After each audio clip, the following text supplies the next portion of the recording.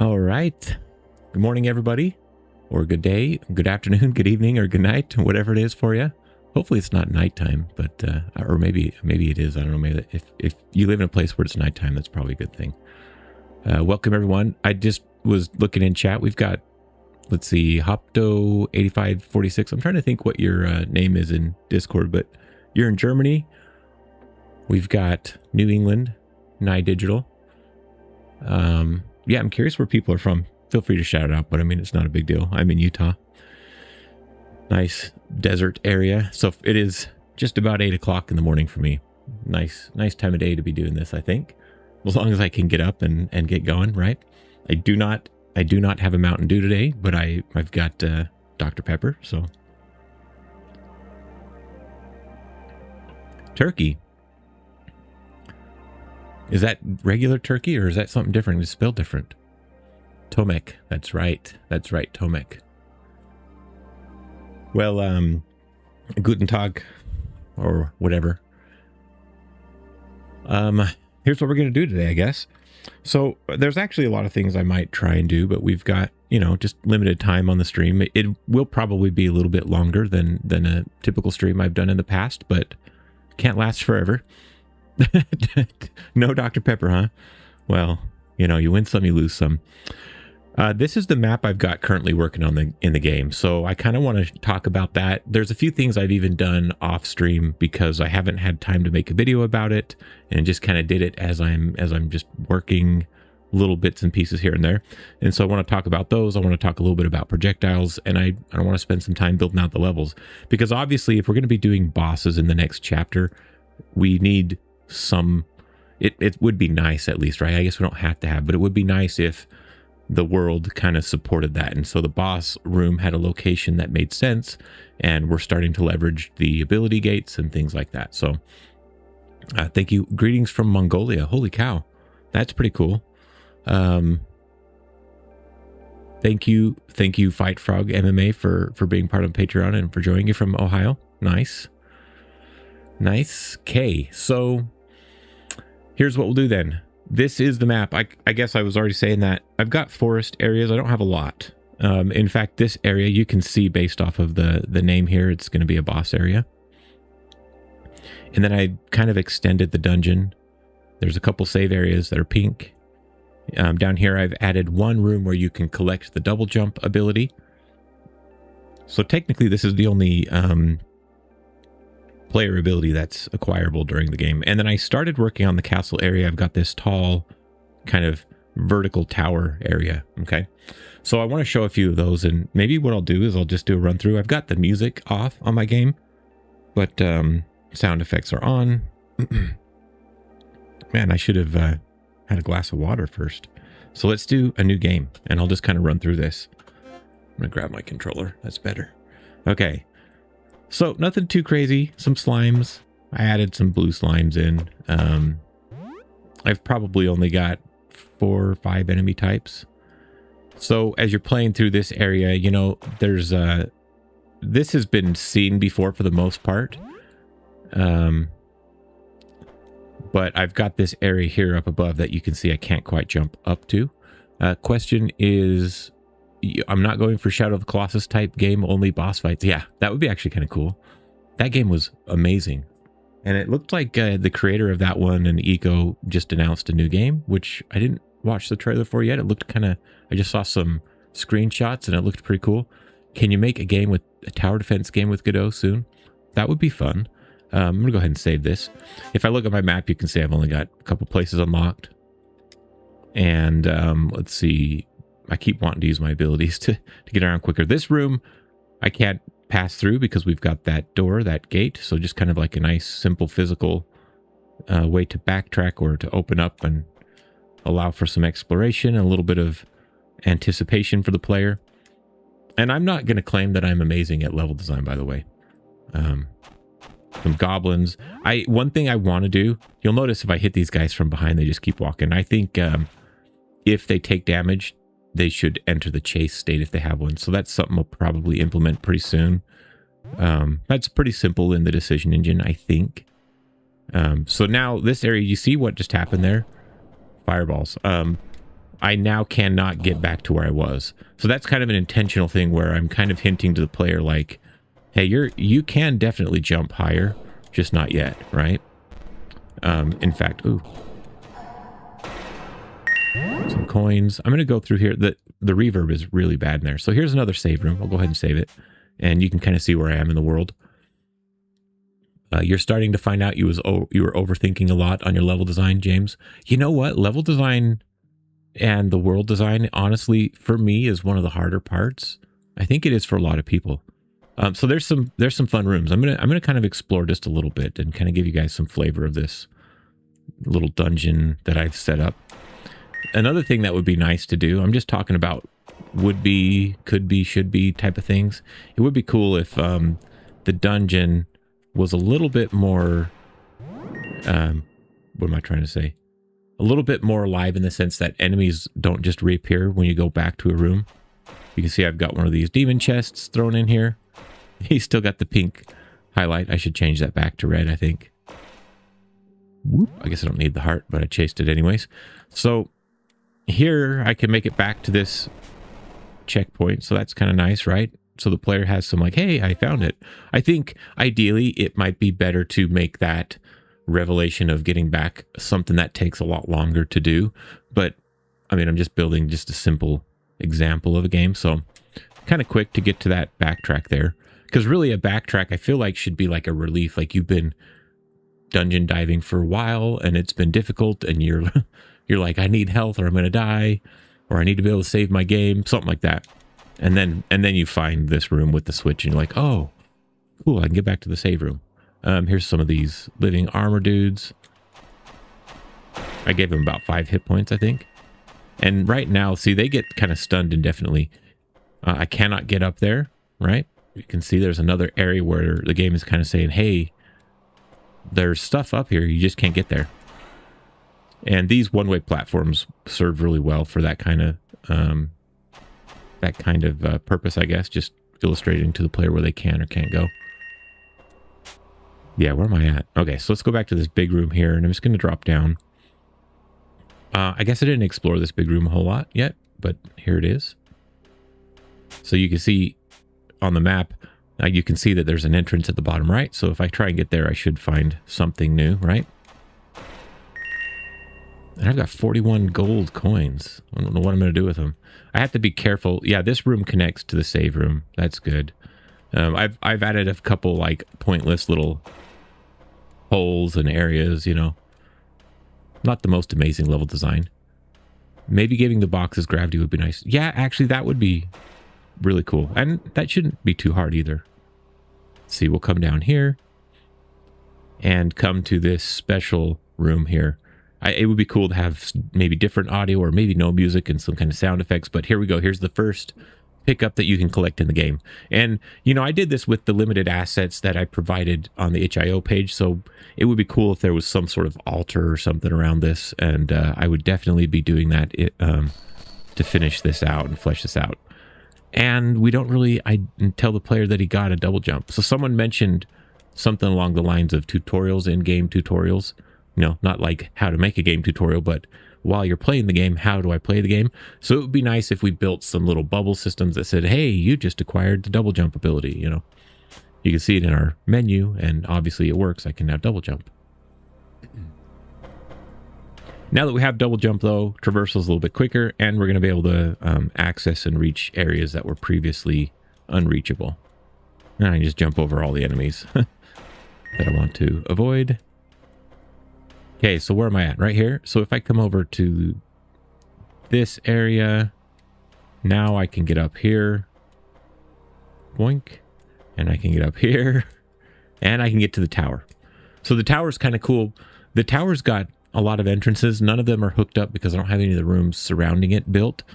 So they'll take me to whatever random place they were hooked up to because I kind of duplicated one of the levels.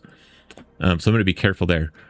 But yeah, you can see in here I've got multiple of these statues with the fireball projectile. And I'll show you how I did that. Pretty straightforward. And yeah, that's how the game's looking, right? So we need some bosses. We need some more stuff to explore. We need more ability gates. One thing I have added, see, this is a pretty tall room. I've added this area here that is obviously for the morph roll ability. So once you have that, you can slide through. Okay, but I can't get there now. I can try and run and crouch.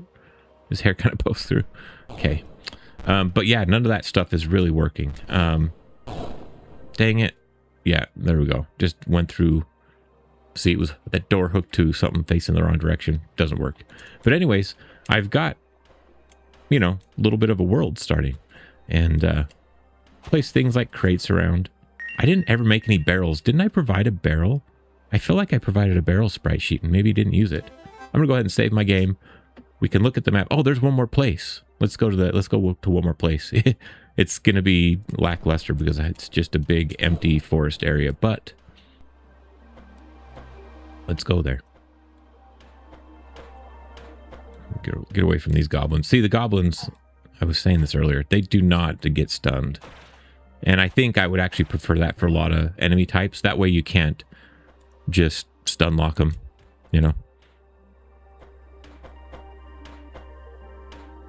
Okay, here we go. So now I can get up here as well. Okay, so there's just going to be a couple different ways to work around this world. And there will be a boss battle here. This is going to be for a large scale boss enemy. And then once you defeat him, you can pass through. There's a nice room here where we can save our game. And you can see up above, I'm probably going to add like a little one-way platform.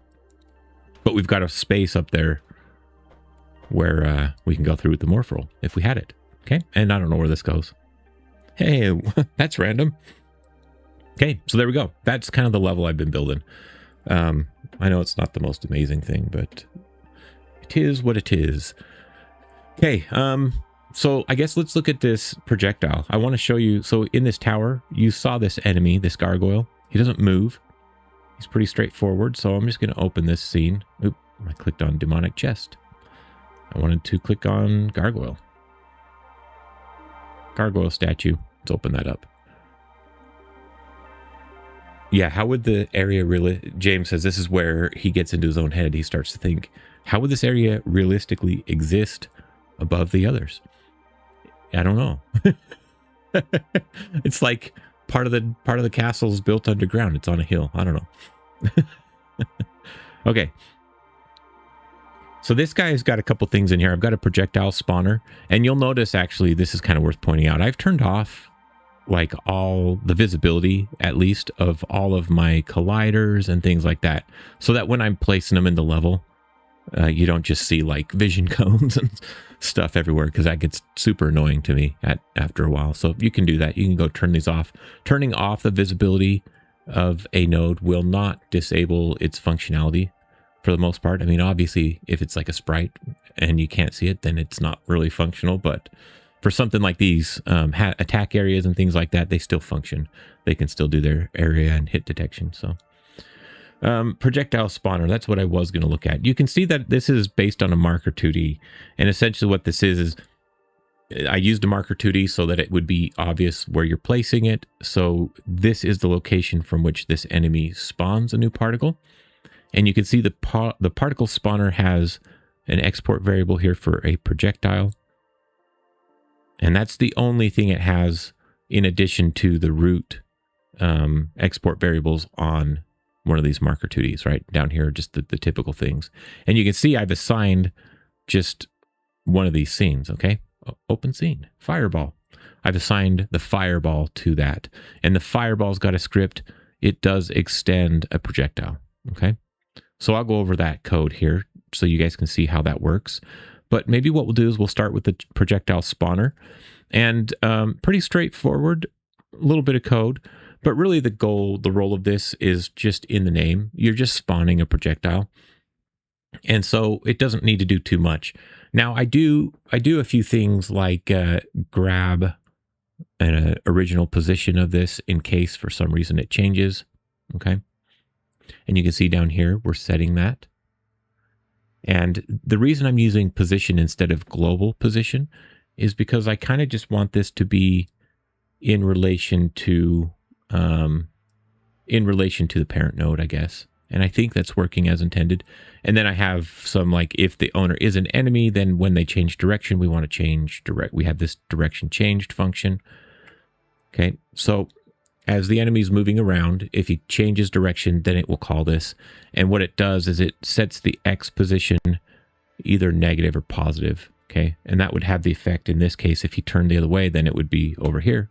If you turn back to the right, then it would be over there, right? Okay. So that's kind of just baked in. We're grabbing the original position and then we're using that to determine where it should be just by changing the X. And you'll notice we're not doing anything if the direction changed were to fire and give us a direction of 0, then it's not going to handle that case. It's just going to, because that's no movement as far as turning is concerned. All right. Now, and I wish I would have done this one and recorded it. Maybe I could do a video later about it for those who might have questions. But the other thing that we do here is we've got just a couple functions. We got fire at projectile, which gives us a target position and a delay if needed. I just set that one, you can see by default, to 0. And then there's a question here. Let's see. How much thought goes into the height placement design for this stuff? I think you might mean the level stuff, James, and I'll talk a little bit about that. And then he says, like, where the fireball spawns, are you going off what the sprite looks like? Oh, or you figure out the height of the player. So when Yeah, that's a good question, James. In the case of this gargoyle, I positioned this based on the height of the gargoyle, knowing that the enemy would be here. And in fact, this is low enough that you cannot crouch to dodge the fireball if you're on the same height as the gargoyle, but it is what it is. And we'll get to the animations of this. You'll see how it works, but let's go back to the script for a moment. So fire projectile, if there's a delay, we just wait for it, okay? And then if we don't have a projectile node, we return. In fact, we could move that up. Honestly, there's no point to have that there. Should be first. A little bit of code cleanup. And then if we, once we're ready to fire the projectile, we just create an instance of whatever we've assigned here as this projectile variable. Add it to our scene tree. And then we just set the global position to this node's global position. So we are using its global position, but just at the time of projectile instantiation. And technically you could throw just about any scene in there, but it should be a projectile. But I still put this safety check here. If P is projectile, then call the start function, okay? And we'll go look at the projectile, but it just passes in that target position, which is a required argument for the start function. And then we also have fire at player. And what fire at player does, it still requires a delay if needed, but it will automatically assume that we're targeting the player.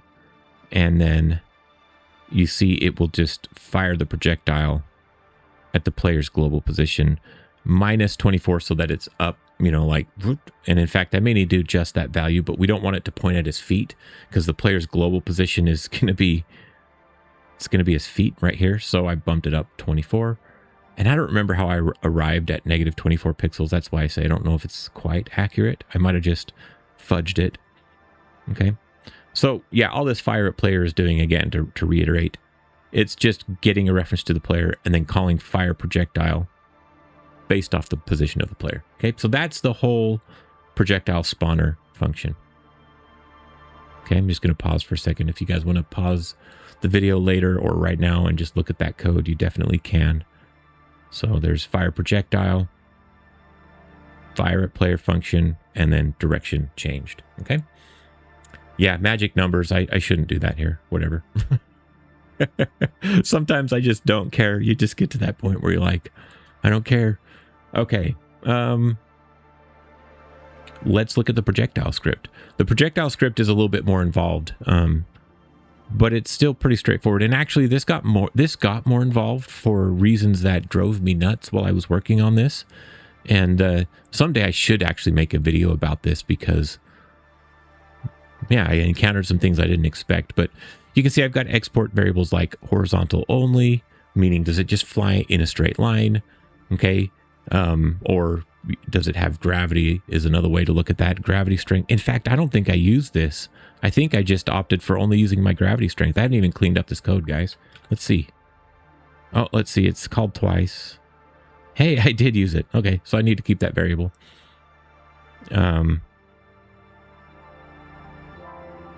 Let's go over here. I see why I used it. So we've got that. We've got a move speed. How fast does the projectile move? It should have a lifetime. There are several ways we could handle destroying this projectile if it just goes off, so it doesn't just keep going forever. And I opted for a simple lifetime variable. And yeah, players never do see under the hood, hopefully. Hello, Music Finn. It's good to see, or Musket Finn. We talked about that name last time. Unless speed runners get hooked on it and start decompiling. Yeah, they might do that, especially with a Godot game. We've got a gravity strength. So I'm using the game's gravity, and you can see I'm making this an export range variable. So if I look at my fireball here, you can set this gravity strength via a slider anywhere from 0 to 2. I figured that was a realistic range. I don't know that you would want more than double gravity. I don't even know that you would want more than 1, regular strength, but you might want less than 1. And then I've got audio for when the projectile is spawned and when it's destroyed. And then just a few variables here to keep track of stuff. So a target position so that we know where we're going. And then animation player reference, attack area reference, and a sprite reference. And just looking at this fireball scene, it's got a sprite, which is its sprite. It's got an animation player. And I've got two animations. I've got default, which is just the fireball waving, and let me turn off the collision shape. Okay, and then we've got a destroy animation that I created here. If you guys want, I'll make this fireball available, actually. I imagine a lot of you would like that, just to have something to work with. And then it's got a hazard area so that it can do damage. And it's got a point light attached to it with this orangey light. Okay, so this scene is pretty straightforward. Right, I've got everything set up in here. It's set as horizontal only. It's got a move speed of 150, a lifetime of 5, which is the default. And spawn and destroy audios are assigned. Okay. Now, what will happen then is this gargoyle has a projectile spawner with the fireball projectile attached to it. So when he attacks, this is how this comes full circle. And then I'll get back into the fireball code a little bit. But in our enemy here, let's see. I'm pretty sure I just did this in his attack animation. Yeah. So he's got this little animation for his attack. And you can see right down here on this keyframe, 0.4 seconds, where his mouth opens, I've added this function call to the projectile spawner to fire at player. That's how it works. Okay, so you just call the fire player function with no delay. You can see it's 0, 0. And you could look at the arguments here. So it'll just call that. Yeah, pretty straightforward. I guess it's, you know, there's a few other things happening here, like the, let's see, let's look at the player sensor on this guy. It's kind of long and narrow and yeah, new enemy Monoop. Additional $99.99 pack for the fireball asset. Yikes. I would never do that, but that's a great idea. Okay, so with the players within the sensor, then, you know, I've got just a regular enemy state machine on here. So the attack, you can see I've got an attack range of 380. I just kind of eyeballed it. He doesn't have an attack area, so he just spawns a fireball because the attack animation will spawn a fireball, right? So pretty straightforward. And go ahead and drop in the comments if you want a deep dive on this enemy, but I think what I'm showing you is going to make it pretty straightforward for you. But let's look at this fireball, this projectile script a little bit too, because this is where most of the magic is happening for the projectile, obviously. We already looked at the export variables. It's just got ready function. We're using our physics process to move it. Well, here's that start function that we call from the projectile spawner script. Okay, we've got a lifetime timer, and which is super straightforward. In fact, from here on down, I might just kind of explain how these work, right? This is just, you get the lifetime, you wait the time out, and then you destroy. Call the destroy function, which is another function down here, okay? So that's all the lifetime timer does. Do the fireballs die when they hit walls? Yes, they do. Yes, they do, James. And that's why I was frustrated. I'll show you guys why. But they do. Because that should be super easy, but I was having issues with it. On damage dealt, this destroys, I use destroy.call deferred. I don't know if I needed that, but on a signal, I think it's wise if you do anything that might, I don't know.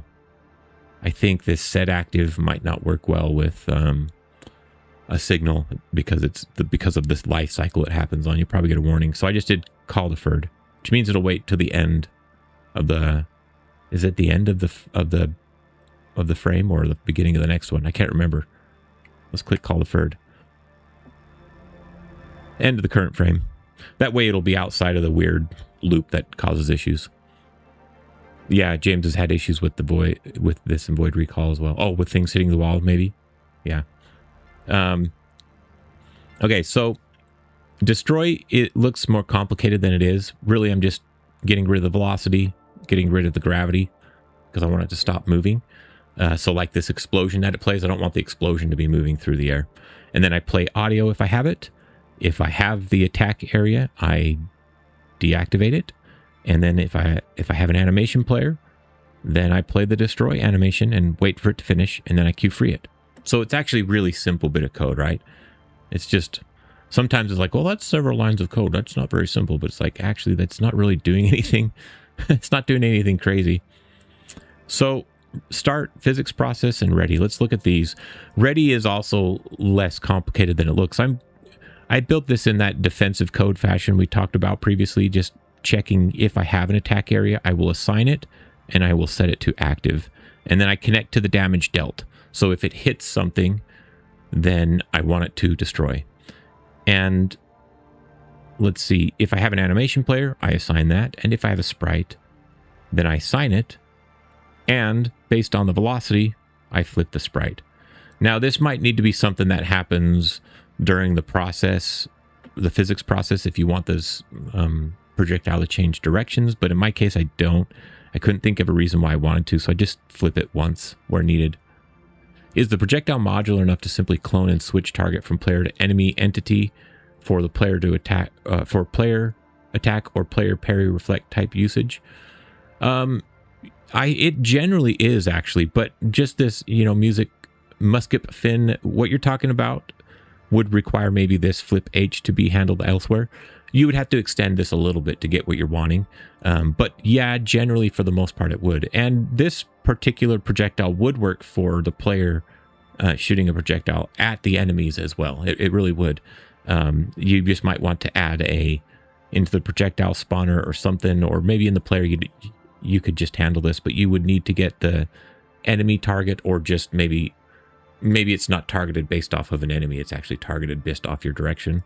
And then you just spawn, a projectile that way. The physics process here is really simple. Applying gravity, I multiply it by the gravity strength. So this fireball has no gravity. The default for projectiles in my game is 0 because for a game like this, most of the projectiles are things that just fly in a straight line. But I made it. I added this so that if you want gravity, you could have it. And then we've got a collision. And I'm using move and collide. So I originally used move and slide. And I'll get into that. If it collides with something, then we'll destroy it. So you can see I'm using this destroy function in a couple different places. I'm calling it if we deal damage. I'm calling it when the lifetime ends. And I'm calling it, as we just saw, when I have a collision with something, which how this fireball is configured. It's a character body 2D. Okay, because projectiles extend character body 2D. And you can see if I look at the collision here, I'm having it collide only with the ground and one-way platform, which might seem a little bit odd at first. But what's happening is I had no collision on it originally, and I was just using the physics body for that basic physics movement. But then my hazard area, even though I have it turned on, you can see I have it set to detect collision with the ground and one-way platform. I just wasn't getting it. And I'll show you how to fix that and make it work just with the hazard area alone. But I didn't like the solution because it would require me to set some extra value on all of my tile maps that I think has a performance cost. And I just didn't think that was a good idea. So I came back and I just decided that this was the way to handle it. Use move and collide. And I haven't done move and collide in this series. I've covered it in other videos, but what move and collide does, different than move and slide, is you provide it, you actually have to provide it. You can see here the motion, okay? And then what it does is if it collides, it returns those bodies, or it returns a kinematic collision 2D, okay?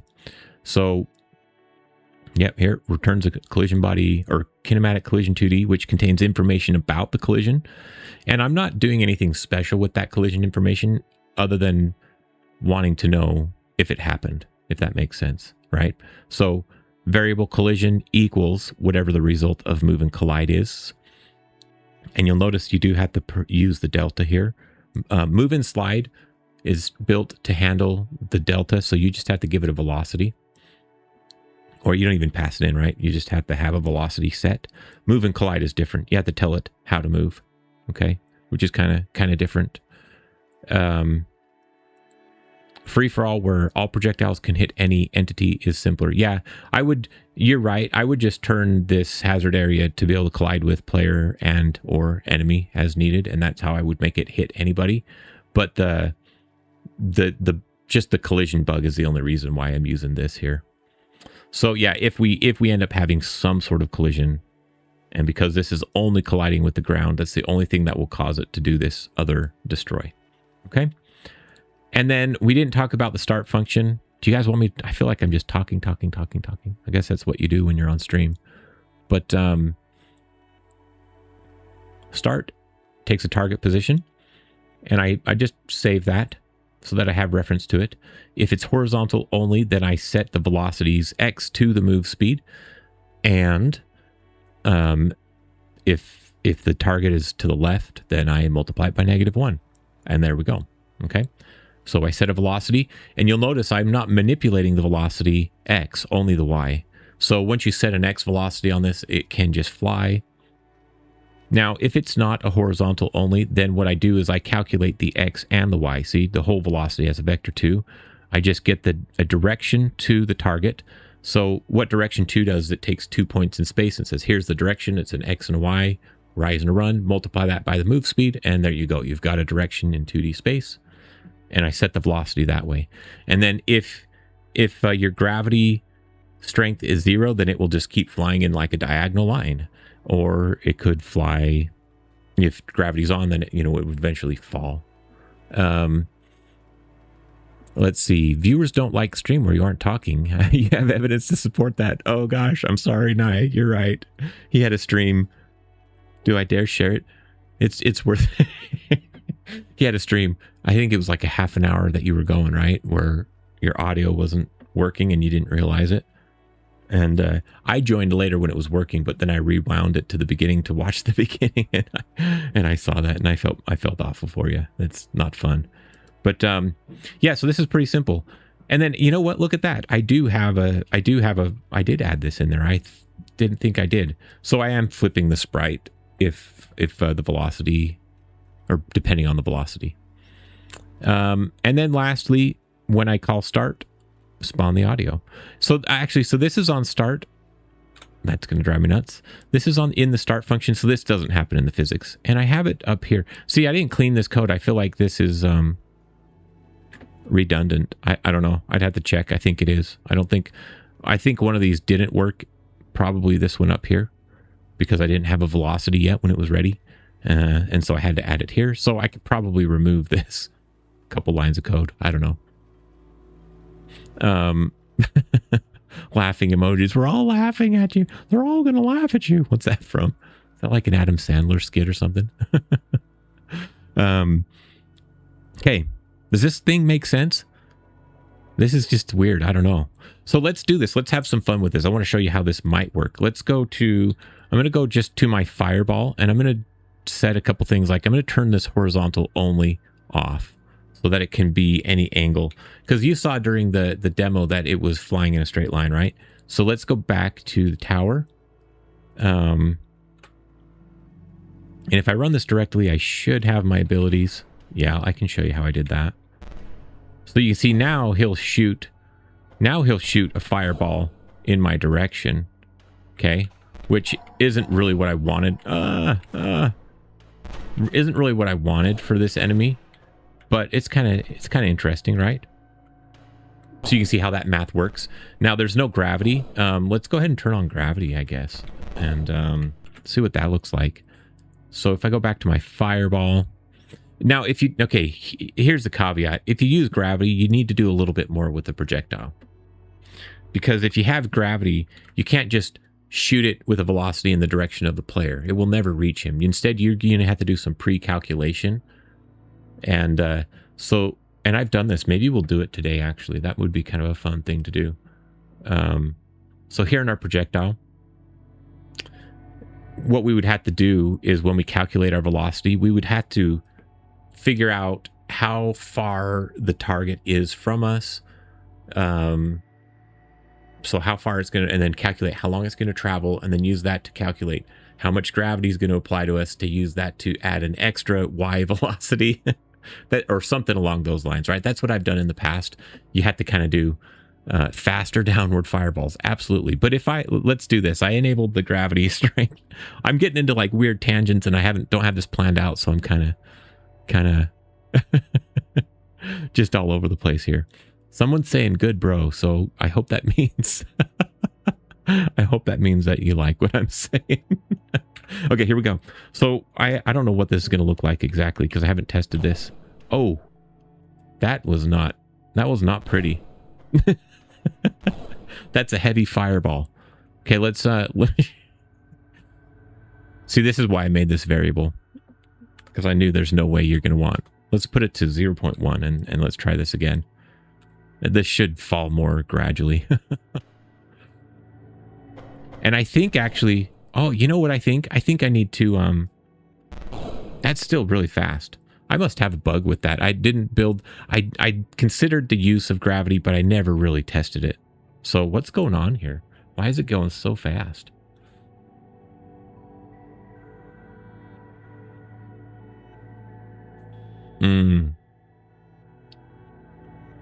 Because I'm multiplying the velocity by delta all the time like this? Or is it because I'm not multiplying it by delta here? That's what it is. Because delta is less than 1, so multiplying by delta shouldn't make something faster. It should slow it down. Fire barful. Wait. Yeah, definitely too fast downward. The gargoyle had a rough night. We just need to color it green, right? And then we're good to go. Okay, this, I believe this is the fix we want here. Let's go ahead and try this again. Now it should fall really slow because it's at 0.1 gravity. Yeah, there we go. Now it's working. Well, is it? Yeah, it is. Okay. So now let's do this. Now just to make this more evident, because now it's hard to tell how much of that angle is what he initially was doing. I'm going to set the gravity back to 1, and I'm going to turn horizontal only on. So the fireball will only fire straight left or right, but it has gravity. New test. This is actually kind of fun. This is, well, I didn't save that. I hope it saved when I ran it. Yeah, that looked pretty good, actually. You see that gravity? Now, that's pretty good for a gravity of 1. That, you know, like if you had a cannonball that just barely fell out, boom, that looks at least more realistic than what we had before. Okay. So we've already fixed my gravity code. Now let's try and figure out how we would make it so that this fireball would actually go to where the player is. Oh man, what am I getting myself into? I've definitely done this before, but it's been a little while. So I'm going to actually open another project on my other screen here so I can reference some code. Otherwise, I don't know. It'll be kind of goofy and awkward. So I've got a dev version of my Forge, but I'm going to open, oh man. Can I show you guys this? And then I'll put it on the other screen. This is a project. This is a project that I'm probably going to be doing a lot with in the future. So let me just run this real quick. And you have to excuse the really goofy, oh man, the movement is really slow right now. Okay. Boo. Why is it so? Oh, I have the... I remember I put a modifier on the time. Is it? It must be in code. Yeah. Anyways, this is fun because you can see I've got like 2D, 3D simulation going on here. And I had a ball. It's got gravity. Let's see. Above the player based on aim above the player based on distance. Musket Finn says, yeah, something like that. You see that topic for the stream? It's way over there, past that hill. Yes, this is secret projects. Yeah, I'm going all over the place, you guys. I have no idea what you're in for with me today. Okay, I'm going to drag this off. But the reason I'm pulling up this project is because I messed around with projectile. Like if you're shooting a basketball, how do you determine that, right? And so there are probably a couple ways you could do it, but generally it's what I said before. So you need to know where you want the ball to end up before you do your calculations. That's kind of the key to this. And so it's predictive. It's like a predictive kind of, you know, if I want the ball to hit the ground 10 feet in front of me, but it's being affected by gravity, then and man, there's a couple ways you can do it really, but you know, you also kind of have to say, this is in the case of a basketball or this projectile, you have a fixed velocity too. So you can work with that. You're like, well, I know I'm going to move it at 150, whatever, pixels per second, whatever that is. So now you've got a few pieces. You've got a distance and you've got like a speed. And now you got to figure out a time so that you can know how much time you need it in the air before it'll hit the ground. Okay. And this also does mean maybe some height difference calculation. And so we'll get into that too, I think. But let me pull up my code. Let's see if this is going to help me even. Yeah, how did I do it?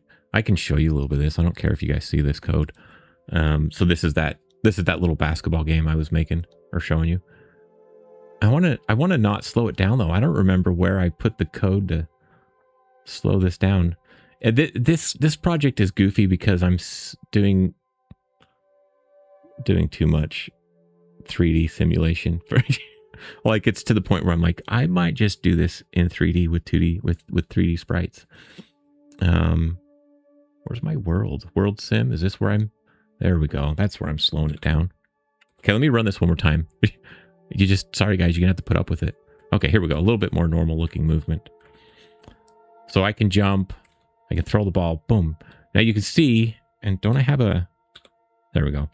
You can see that the ball is always gonna, it doesn't matter where I move, the ball will always go to the hoop and it'll get a somewhat appropriate arch as well, okay? So if I shoot close, if I shoot from far away, it'll do the same thing.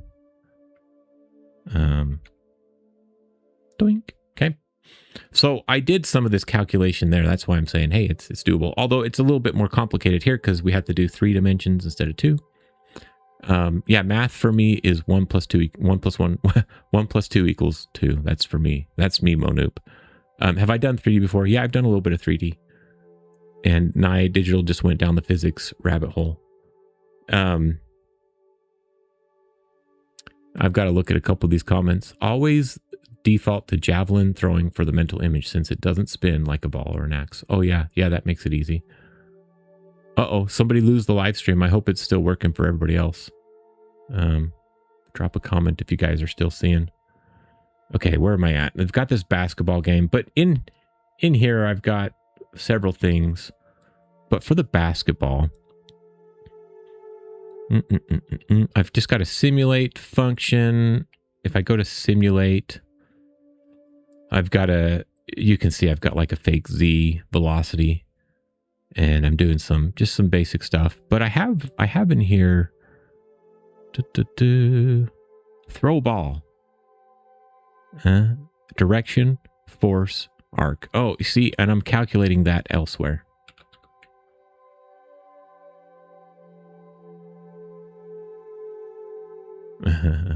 Okay, let's find it in my project. I'm pretty sure I'm doing this from the entities that can throw it, but or not. Really? That can't be. Oh, I'm just faking it. Where am I faking it? Oh, shoot ball is different than throw ball. Sorry, guys.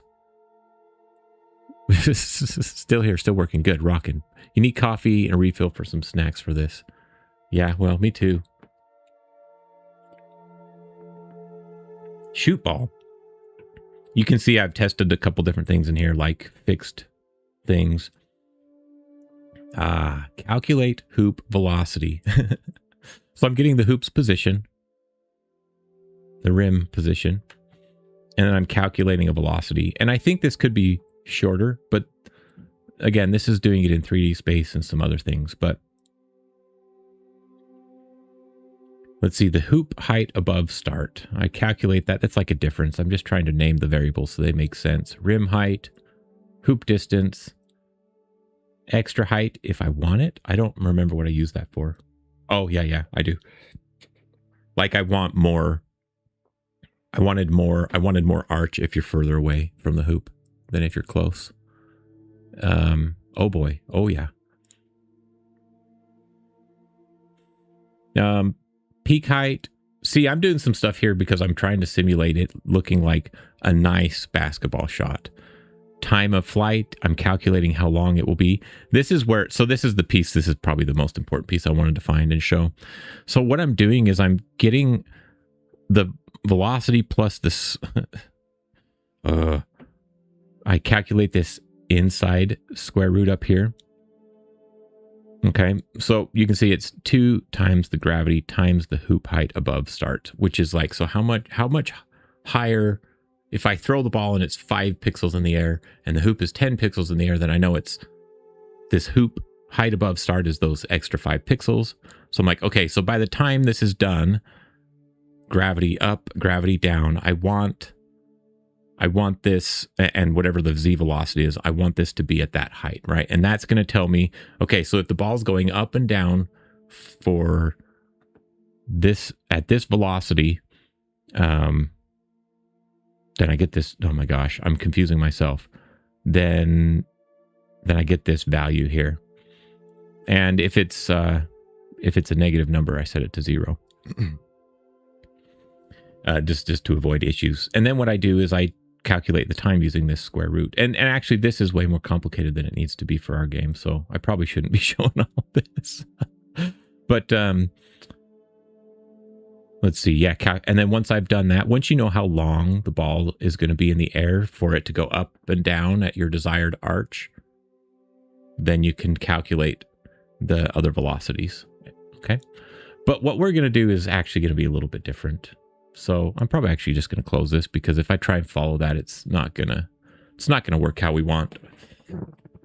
But let's see, I've got to catch up on some comments. You heard I was going to implement a system where enemies don't spawn until you save the game. You recently implemented this using information I provided in other videos. Oh, that's cool. Max March, yeah. I don't know. I think I mentioned that. It's not something that's like officially in the plans, but that would be definitely, I mean, a lot of games need some systems like that. Googled formula to calculate an arc of a basketball shot, says NiDigital, and now you're following diagrams and formulas. Yeah. In the save manager script, create a new dictionary, not permanent death, which cleared when you save, load, or create a new game. If in the enemy script, you have an export variable, death until save, which determines which enemies spawn and which don't. Then if in the enemy script, you have a line of code in on damage taken that detects if the enemy's health is less than 0, if death until save, and you save it. Okay, that's interesting. That's a pretty good solution. I think that's actually really nice. There's other ways you can do it where you you put the level on a timeout, not a time, but actually like distance in rooms from the current room you're in. And this is what I've done in the past. And so if you haven't traveled more than one room away, then it should either not spawn the enemies or should destroy them, depending on how you're handling your level. And that's what I've done in the past. And I've even done variations of that. So that's more based off of, so if you went like I think how I had it is if you left a level and traveled like 3 screens away, then when you went back, the enemies would respawn.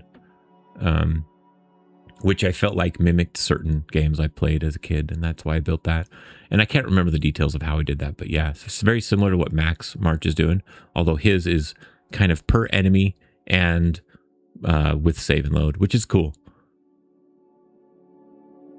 You could use persistent script and just not save it to the save game. Yeah, you totally could. I would probably build a separate world persistent code to handle which enemies to keep and which ones to destroy and all that kind of stuff, so that it doesn't clutter up the save game, unless like Max it needs to be part of your save game. Then it makes sense that you have some of that code there. Holy cow. So should we design some levels? No, we got to make this fireball. Okay, so here's what we'll do. If we have a velocity, I guess there's a couple ways, and I need to decide how I want to do this. In fact, I don't really like the approach of how I was going with this, because if we wanted to give this an arch and have it hit the player, the horizontal only is fine, right? We're just setting the move speed.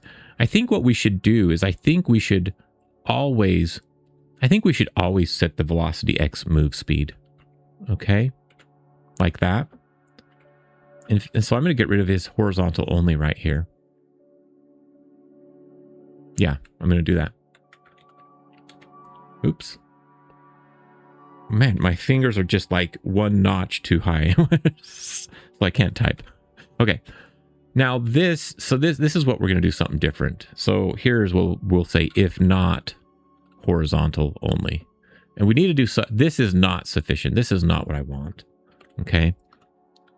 But I still want the same X velocity, because this is going to make it easier to do this, to figure this out. Because if we know what our X velocity is, if we know how fast our projectile is moving, then we've got part of, you know, if you're doing math, if you've got 3 unknown variables, you can't really solve the equation.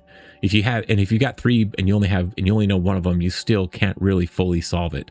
But if we get 2, okay, so if we, in this case, it's like we have a speed, we have an X speed, and then we'll need like a time and a distance or something like that. Okay. And if we can determine, we've got a speed, if we can determine either a time or a distance, then we can figure out the other one. That's kind of the approach I'm going to try and take here. Let's see. Tie it all together. Let's tie it all together. We're going to use this as a new fireball trap for a level area. Yeah. Where the fireball jumps up and falls back down with gravity. That actually would be fun. Okay, let's see. So what we need to do, we know our velocity X. We have a target position. So we actually have part of what we need to figure this out, right? So what we're going to do is I'm going to build a version that's probably a little bit less precise, I'm thinking, but that's okay. I think that's okay. The guy shooting the fireball is going to be pretty dumb. He's going to assume that the player's in a straight line in front of him, even if he's a little bit above or below. So the aim might be slightly off. Okay, so we have a target position. So we can calculate a distance. So let's go variable. I'm going to say dist to target, which is going to be a float. Is that right? Yeah. And what we'll do is we'll take our target position, X. We'll take this X. No, here, no. Yeah. We'll take our global position. Excuse me. Minus the target position X. And this should give us something. We'll print that out. I think you can only apply horizontal force, then applying gravity slowly. I don't know if I'm still following the chat. And that's the annoying thing about a stream too, is there's a little bit of delay. So you might be talking about something I said a moment ago that I've long since forgotten because I have early onset dementia or something like that. That's how I feel sometimes. Okay, so if it's not horizontal only, we're going to calculate a distance to the target. Is there just a easier way? There is, except I want to do it only on the X. And I'm going to make this an absolute value, just so it's always positive. Okay, let's go ahead and just test this out. I've got this on my projectile. Let's make sure my fireball is set to not horizontal only, so that it'll do this. This horizontal only variable is becoming kind of pointless now, but it's really more like, do we have gravity? Yes or no? But okay, I'm going to go to my tower and we'll test this out. And so I'm just looking to see what it prints out. And I'm going to kill this guy so I don't have to worry about it. Okay, so he's shooting fireballs. And you can see the distance. I'm 160 pixels away. If I go over here, I'm going to be more, 205. Okay. And then if I go really close, 110, 90.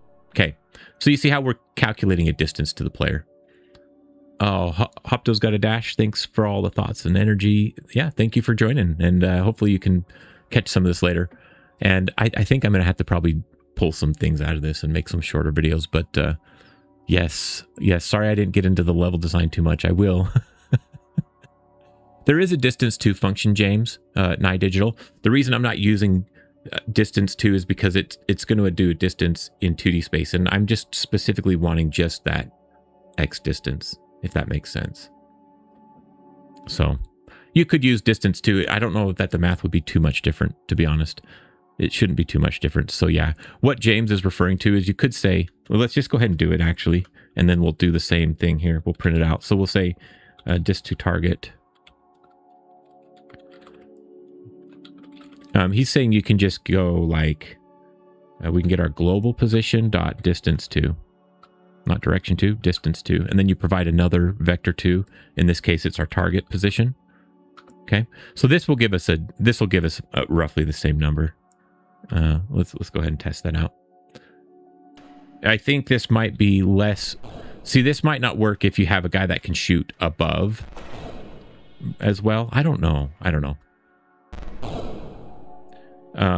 Yeah, here we go. But it's still printing out roughly the same number. So we're going to use this. Now, you guys, what I'm building here, this is not like battle tested. This isn't going to work 100% in every scenario you want to. Mainly because we're not taking our vertical position into account anywhere, only primarily horizontal.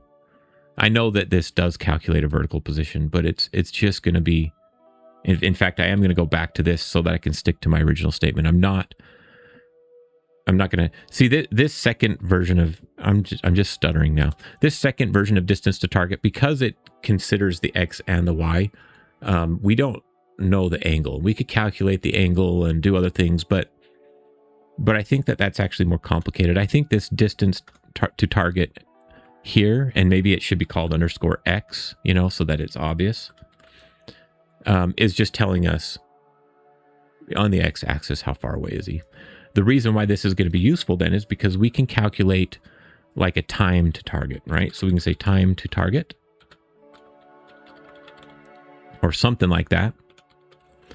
And what this equals is, what is it? It's like, you have like velocity equals distance times time, or distance equals velocity times time, right? And what we're doing is we're just saying, oh no, we actually want the time and we have a distance. So we just got to reconfigure this. So we have a velocity and we have a distance. So if we divide by velocity on both sides of our equation, right? Then we have a time. We'll get a time. So now we just got to plug in what those are. So we have dist to target X divided by, did we set our velocity already? We did. Velocity X. So we're only doing this on the X. Velocity.x. And then let's print this out. Does that look good? I think that looks good. I'm just going to move this print down here. And we'll print time to target. This music is kind of going to put me to sleep. Demanding perfection, only the best. Looks at unlit torches. I'll see myself out. Okay, let's see how this works. We're still just printing variables. So negative 1.3, it should get smaller as I get closer to him. Negative 0.5. So it's saying it'll take half a second to get here. That feels about right. And then if I'm all the way over here, it's going to take 1.5 seconds. 1, 2, I don't know. That sounds about right. So, except this is negative. I don't know why. How did I get it? Didn't I get a positive?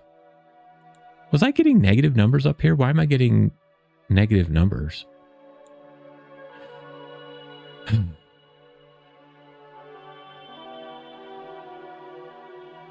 Doesn't absolute value give me a positive number? Non-negative value. Oh. My velocity is negative, so that's where the negative's coming from. I should probably copy this and paste it. We probably only need to do the absolute value once for performance sake, so I don't know if it's necessary up here. Yeah, you're right. Musket Finn, it is negative, and James, yeah. Okay, so there we go. Okay, we've got a time, we've got a distance. We've used that to calculate a time. So then this is where we've got to do, this is the part that I can't do out of my head very well. So now we need to know how much, so if the fireball is going to travel for 1.5 seconds, then how much gravity applies? And this, I'm going to, you know what, I'm going to turn,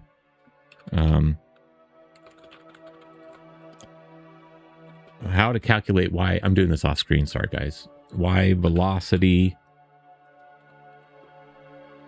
given a projectile speed, I don't know, time. Given a time. I don't know what I typed. Is that going to work?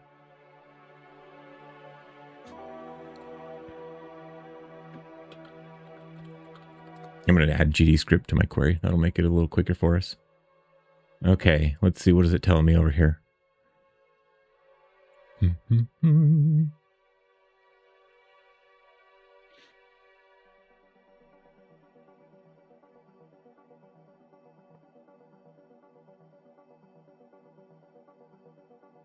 going to copy this little bit of line of code that it gave me, which I don't fully trust, but I'm just going to plop this in here. So variable velocity y equals target y minus half of gravity to the with the power of time to the 2.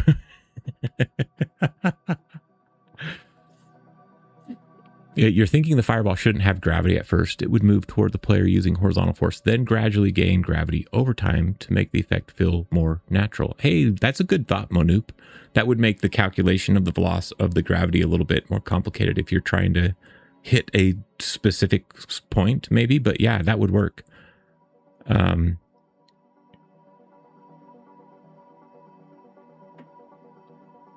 You would have increased the target point by distance while keeping same gravity.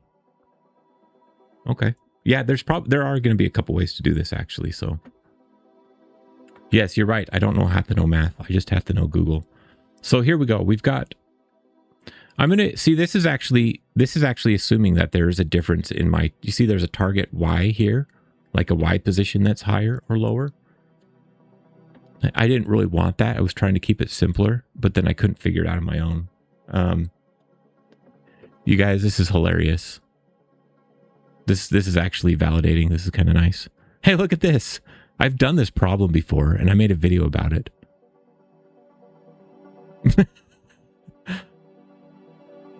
Uh-oh, I don't want to give you guys ads. Psh, psh, go away. This is let's figure out how Michael did this. Okay, here we go. Did any of you guys watch this video?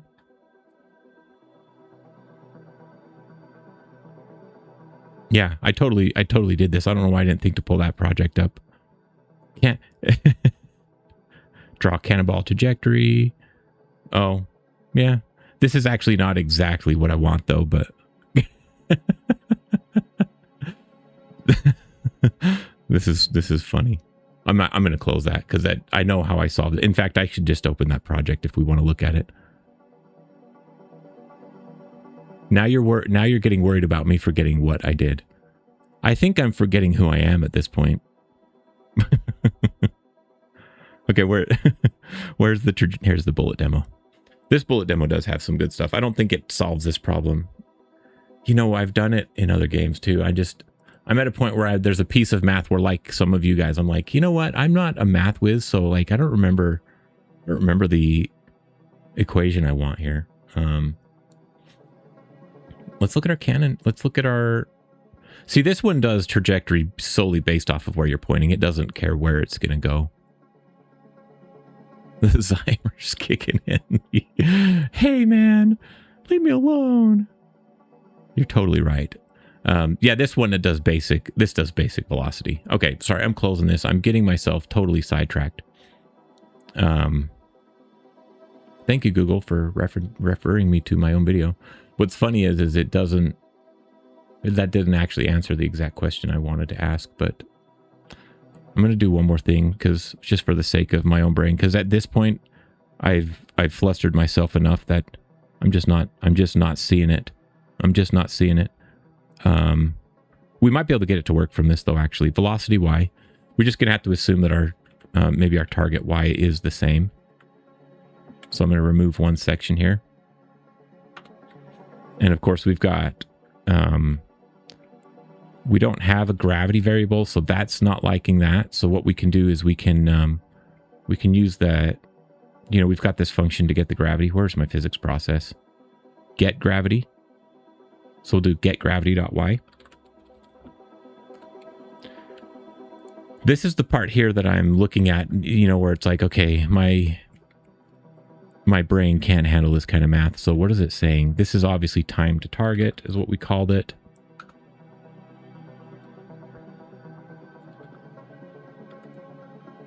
Okay. This is giving us a velocity y. So let's try this. Let's say velocity.y equals vy.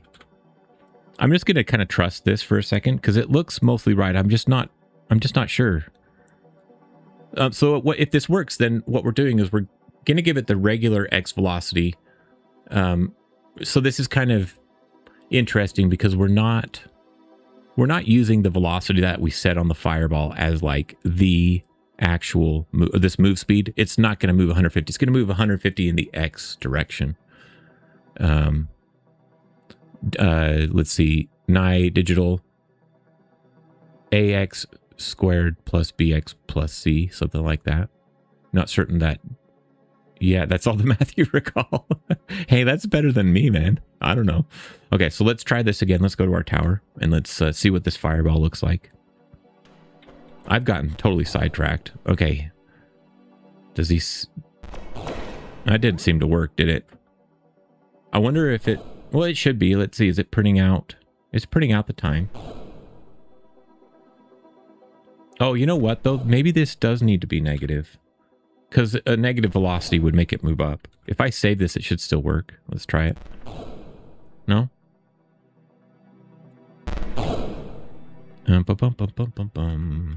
to print. I'm going to keep that. I'm going to just move it down here.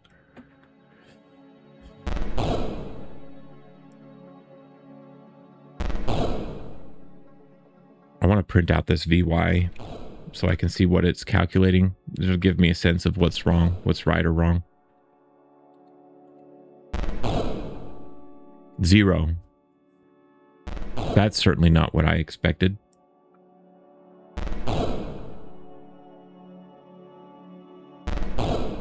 Okay. That's wrong. Let's see. It's already cached. You want me to restart? Yeah, let's try restart. Let's do that. Let's do that one time just to see. You can do changes to some script and it will update live though. So, I mean, I do that quite often. Yeah, it's still doing 0. Okay. So here's what I need to do then. I need to figure out how to get this actual velocity y. Whatever this is doing, it's giving me 0. I don't... The y gravity should be good. Oh, that's interesting. I had to take gravity strength into consideration. I do.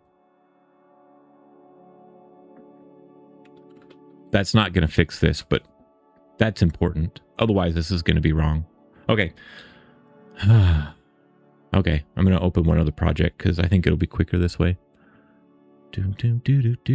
So I did this back in this project. And I've got little archers. They're arrows. Now, how I calculated it might have been a different approach, but let's see how this works here. Now, this project is an absolute mess. So, arrow, goblin arrow.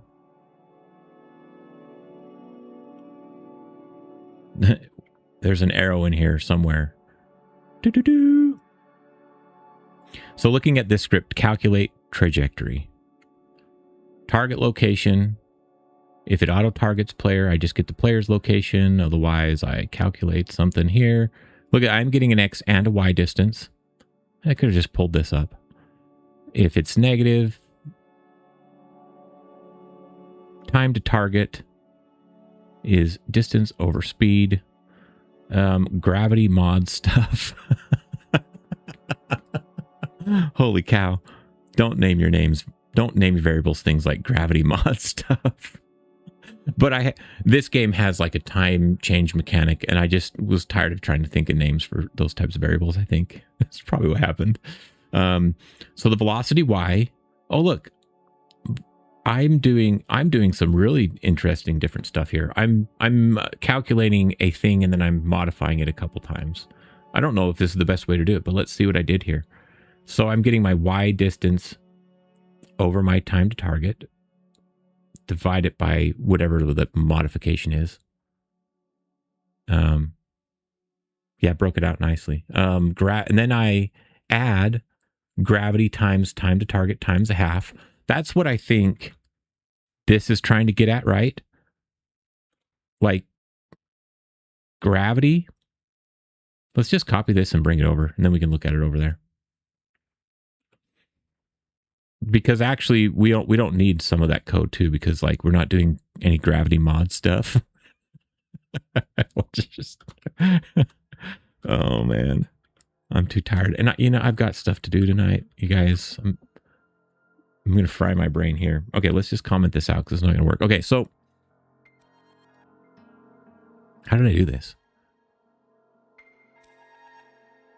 Interesting. I should probably just I kind of almost need to just replicate that so it makes sense, right? Variable VY. And I like typing my variables unlike that reference it gave me. So I'm going to start with what I did here is I don't think I need most of this, right? We did y distance divided by, we don't have a y distance, so I'm just going to kind of assume it's 0. So that's 0. So it can't be this simple. You guys don't tell me it's this simple. Gravity. It's this code right here. Copy. That's this. That's more or less the same thing. Except the time. I'm missing the time to target. See, when I did it for this arrow though, it's not... I had fake gravity for those arrows too, so I don't know if this is exact. So if you guys think I'm going crazy... Hey, welcome, Pigeon. Pigeon in a wig. It is a live stream. I don't do this very often. Treasure trove of old thought thunk, indeed. This reminds James and I of his stream the other week. Yeah, sometimes we get in our own head and we just start getting confused.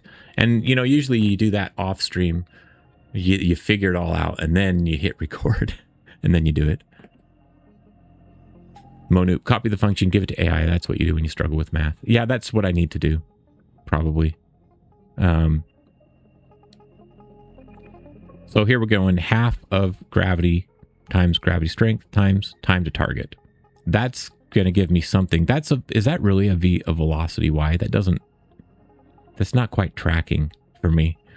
But it's negative, which is what I was trying to do before, because it needs to be negative so that it's upward. Should we just try this? If this doesn't work, you guys, I'm just going to cancel. That stream's over. I'm an idiot and I'm a fraud and I can't do this. And let's see what this does. Bum, bum, bum. Dang it. It's still 0. Something in here must be wrong. Something must be wrong. I don't know what though. I wonder if I don't... Is my gravity... Where's my fireball? Fireball. Gravity strength is set to 1. I'm trying to figure out why I'm getting 0. I feel like this should not give us 0. Because we had time to target. It's a number. Our gravity should be a number. This is a half. Gravity strength is the only thing I'm thinking. Look at time to target. What's wrong with time to target? I mean, I'm printing time to target and it's like 1 second. So I'm thinking that's good. Let's try this one more time. What did I do? Did I change something? I think I just wanted to make sure that my fireball gravity strength was saved and that I have everything set. It's not horizontal only, right? And it has a gravity strength of 1.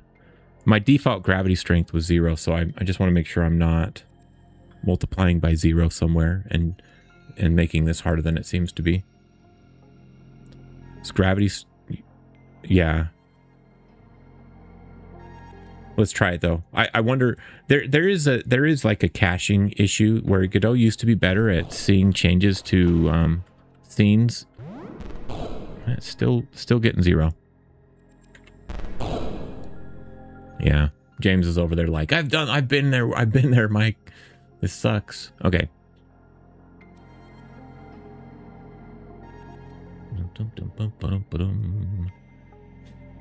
Where do I go? Grok, chat chippity. Just ask Google.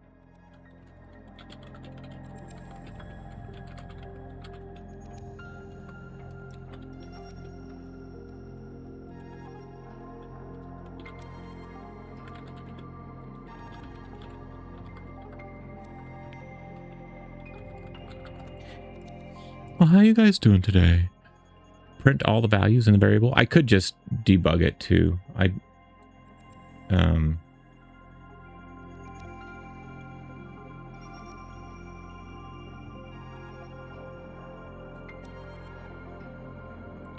You guys were close. There's just something small because look at this. I mean, this is like a standard formula, right? Velocity y, which is what we're doing, equals here. What do they have here? Distance y. We're just not. Maybe that's the problem, is we're not doing a distance y, but I don't see why that would matter because they're doing a subtraction. But they've got half gravity times, this is where it's a little different, times time divided by time, which is what we did here. We did time to the power of 2 divided by time. You know, whoop. So like technically this one was correct.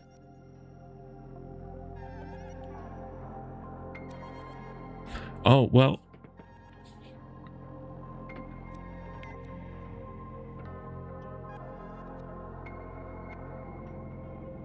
I don't know. Let's just try it. 0 minus. Because I don't want to travel any y distance, so I'm just going to plug in 0.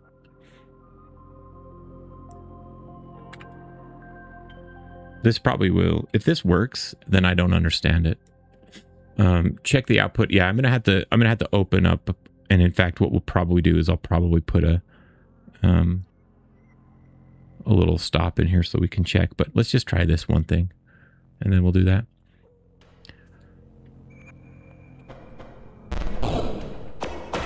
I'm just checking now to see. Still 0. Okay, so let's do this right here where we're printing. We can put a why am I forgetting what this is called? A breakpoint. Okay, so what happens when you add a breakpoint? When the code hits it, it stops. See, our game paused. And now what we can do is we can come in and inspect some of these values. So we've got, here are all of our variables. We've got target position, distance to target, time to target. Vy is 0.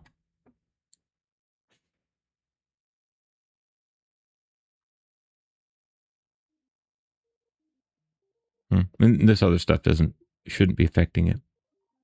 These are the local values, variants that we've got going on here.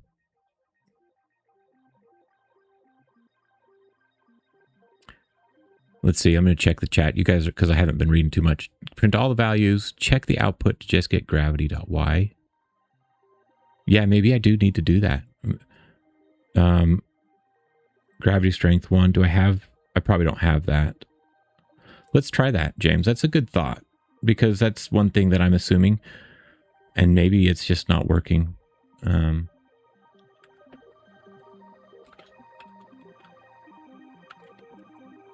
gonna remove this breakpoint, and then just get gravity.y.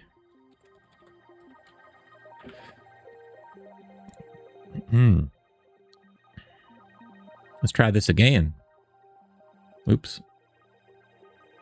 I want to run F6. I just want to run the tower.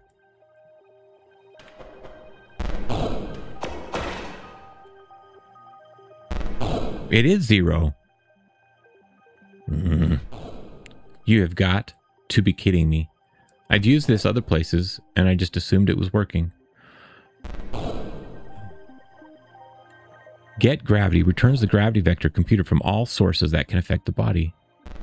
So there must be, for some reason, it thinks this body is not affected by gravity. Well, that was a stupid... You know how much time we lost to that? I mean, that's development, whatever. Okay, so let's go back. Let's go back to our projectile. So what we want to do then is let's just do 980. I don't know. This number should update. Oh.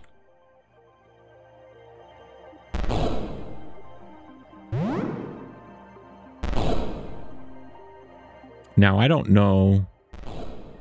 I'm getting a double negative, I think, because of that. So that's why it's like... I think that's why it's just going really fast down. Let's save that change. Woo! Holy cow. Not quite working. Is it 98? I thought it was 980 was kind of like the default pixel gravity. At least we're getting somewhere. Hey, that's going further. I'm curious if I like... I don't know what happened to this fireball. It didn't destroy. Okay, it's almost working now. We're getting closer. What should our gravity be? Yeah,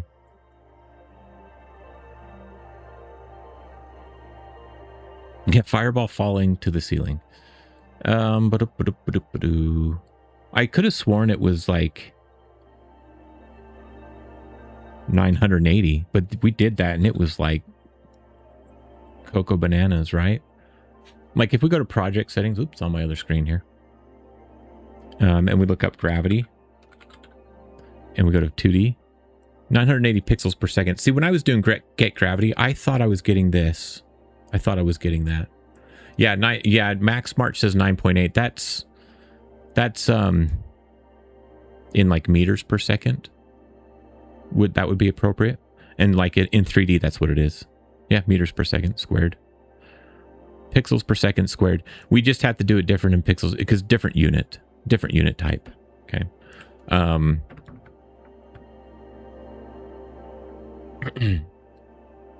For some reason, this is way too much. Why is it way too much?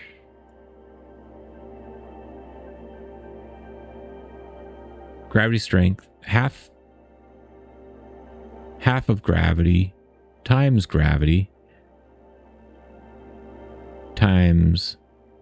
I'm adding in gravity strength, but that should be fine. We need that because we're adjusting that. And it should just be 1, so that shouldn't make a difference. Maybe it's this. That's the same thing, I think, as time to target times time to target. Is there like a weight on the fireball? Get rid of the 0.5 as well if you are static setting it. Are you saying I just need to do this? Games, Digital. Let's try that. I think I don't know, but I think maybe you're onto something there. Except it's still, that's still crazy. Let's make it 98. That's, yeah, I don't know. Oh, you never survived the math, so you just raised the target point by distance, but it's good to get someone willing to wrestle the dragon. Oh, I see. He's saying just make this 490. But it's probably still going to go bloop. I feel like something we're doing here is just like overkill as far as the gravity. And I think it's because, actually, I'm not sure why. But I kind of wonder if I come up to this. Nope. This one. And remove the get gravity. And I'll just say 980. You're right. We can just do 490. Let's see what this one does real quick, just for fun. Looks the same. You are got to be kidding me. Let's just change the number then. I'm just at the point where I want to get it working. Let's see what happens when I do 100. See, this is just not the way. This is just not the way. I mean, how is 490 so different than 100? Dunk. It's getting closer. The speed feels closer for a character body, but the fireball... yeah, I mean, you're right, Pigeon in a wig, but like if we're going in here and adjusting our fireball's gravity strength to like 0.2 or something, you know, obviously there's other ways to do this. Let's see if that propagates through. I might need to run it again. I think changes in the inspector aren't gonna take when I'm running the game. Woo! That's actually pretty close. Look at that. That's pretty close. Not exact, but close. The further away I get, the less accurate it becomes, it looks like. So. Oh, Pigeon in a Wig is saying is 490 just too high of an arc and the ceiling is cutting it off.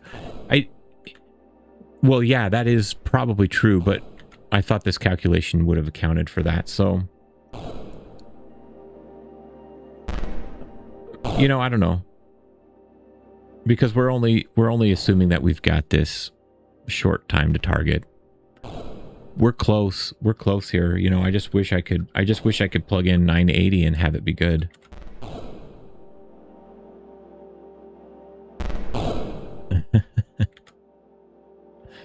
Let's go back to 490. You know what's interesting is now that it's on half... Dang it, I died. Okay. Now that it's at half gravity, it actually looks a lot better. Well, how about this? I'll fix this up later, and I'll make a video about the proper solution for that. And then we'll get on with making some levels, because that's pretty close. You guys get the idea of what we're going for here. But try without a ceiling. I could put it in a... That's looking so good right now. I mean, the purpose of this video was just not to make this particular fireball. And clearly I've got something going on in my code that I'm not aware of right now that's causing it not to work. But this is pretty close.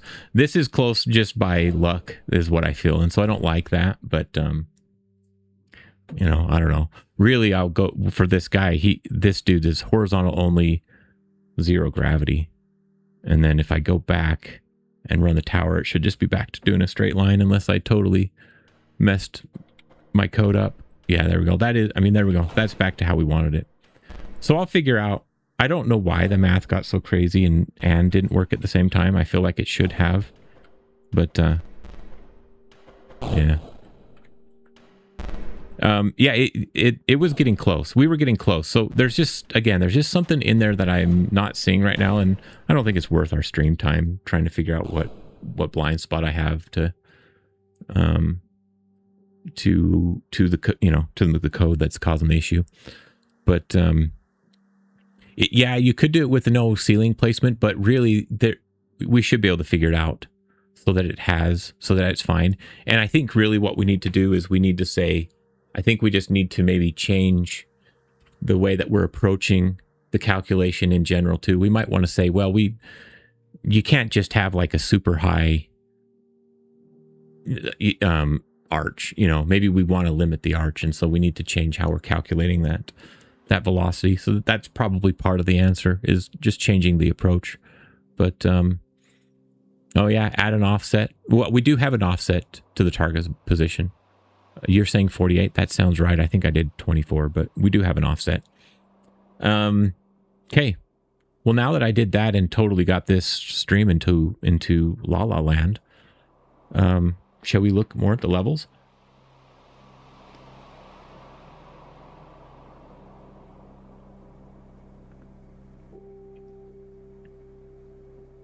I'm just going through the chat. I'm not sure how much I may have missed. I think I've been keeping up lately. So,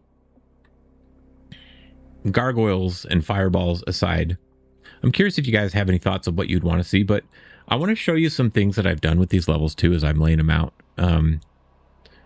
I've really tried to I've been trying to maximize the visual appeal of the limited tile set that I provided that's free.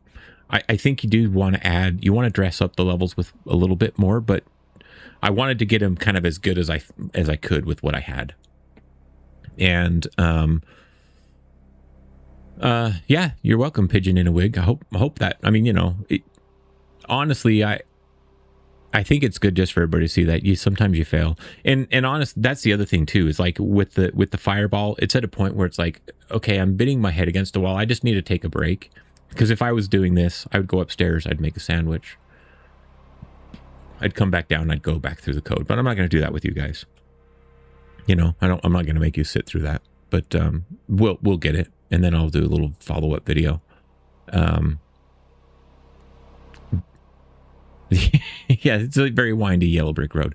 Today you accidentally added a breakpoint and you knew nothing about, lost a whole hour, then got to know about it. Yeah, that exact kind of thing. Sometimes you're just like, why is this happening? And then it's some stupid thing that you're just it's not even on your radar. And coming back with a fresh mind sometimes helps you see those things too. But about these levels, so I've done some things. This particular scene is a very simple example of what I've done. I've added a very basic fog sprite. What the heck? Did I add 2 fog sprites? Why is that not going away? Oh, here it is. I actually do have 2. This one's not doing anything. I can delete it. Okay, so I added a basic sprite because I just wanted more out of these. So like here I made the sprite kind of purplish, but on most of my levels in my dungeon, because the dungeon itself, that's not the dungeon, is kind of plain, adding this background fog ended up not only looking nice, but the way that it kind of plays with the lighting of these torches and whatnot looks really good. So let's just do kind of a before and after. We've got, so this sprite 2D right here, I'm just stacking it in between my background tile map, right, which has got like the brick wall back there, and my middle ground, which has some of my one-way platforms, and my front layer. So right here's this sprite. So here's before, and it doesn't look terrible. Actually, part of the reason I did this is I wanted to lighten the background specifically for this enemy because he's got this black sword. And as I was playing around with it, it started looking good. So I started playing around a little bit more. Okay, so let's just look at this level and just see this in practice a little bit more now that we're talking about it. So you can see it's kind of cool because the fog gets illuminated a little bit by the torches, and it just adds a sense of atmosphere. And in fact, I took that effect to a little bit of an extreme when I went to this scene where I've got the double jump item pickup. So here in this level, I just kind of said, well, let's take that and let's have a little bit of fun and see what it looks like, And so I've still got this. Careful, if you double click, I kind of want to turn that feature off if I can. I don't like double clicking the eyeball, moving me up to the origin, but what's happening here is we've got one fog sprite in the background, but I've got a few layers. See, I've got like an extra layer of terrain, and you'll notice so here's the top, and then here's the regular tile map layer, and in between it I've got some of these torches or I guess all of these torches are on a layer right on top of the regular tile map, and then I've got fog on top, you see that, and some fog on bottom, and these fog items are a little maybe they're too strong, but they are a little bit more subtle. They're technically in front of these torches, but then they're also behind this piece of ground. So it helps this section stand out. That was the goal. So I'm like, if I don't have an altar, how do I really put a focus on this? And that was the solution I came to. Put a little bit of fog on this ground and none here. And it's not perfect, but it kind of works. So I kind of, I left it. I kind of like it. And so Begensh Muhammad Birdiyu. I cannot read that. It's too long of a name. Gave me one of those like weird emojis. But you know what's cool about this is like if you can make this level look that much better with just a couple simple things like that. In fact, I probably need to take 2 of these torches, and I probably should move these up. There, that looks better. Those torches should be on top of this ground here. But if you can do that, then imagine what you can do when you start adding in a few props, right? If you've got a few like if we had some chains dangling from the ceiling, or some extra things in the background, like this is going to look really nice, and you just don't need to do a whole lot. And what you want to do while you're developing a vertical slice or early on in the game is experiment with a few of those things so that you get a sense and develop kind of like a visual language for your world and for your game. Because whatever you do is going to inform future decisions. And if you make discoveries like this or decisions like this late in the process, then you got to try and like retroactively apply it. And then it might not work. And then you might find yourself forcing, you know, like this fog effect might not be appropriate for every area, but it's good for the dungeon, you know, things like that. You just want to kind of experiment early is what I'm getting at.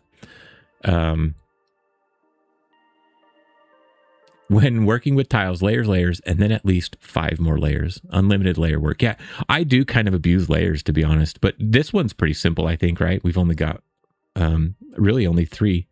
So, which I think is a surprising amount of depth with just 3 tiles and a couple bits of fog. If you've got a giant level, you got to be careful. This is a small room. It's pretty isolated.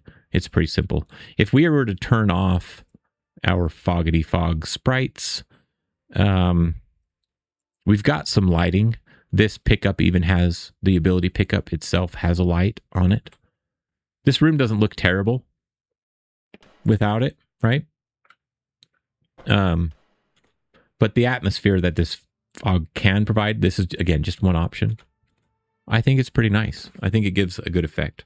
Okay, so that's some of the stuff I've been experimenting with as I'm building out levels. And then I'll show you the pause menu. There was actually a bug. There was a bug in this map node, and I do need to do a video about this. I just discovered it recently. This indicator offset needs to be an export variable. That's the bug, because if it's not, it doesn't save. And I didn't notice that it was a bug because most of my level bounds start at the origin. And if that's the case, then it's fine. But as soon as you have a level bound who's not on the origin, your little indicator in the map in the pause menu starts to get offset by a little bit and a little bit more. And if that level bound is way off, then your indicator's not going to look correct at all. But if you have that offset as an export variable, then what happens? And by the way, if you change that, then you're probably going to need to come in to your map nodes and use this update function, update button to get it to update. You can see I've got the indicator offset. This level has one. It's not terribly high, but it's enough that you would notice. That one has 0, 0, so it wouldn't have noticed, right? Most of my maps, it's 0, 0. But once you save that offset, then it will apply it while you're playing the game. It'll fix that. It'll fix that indicator bug if anybody's got that.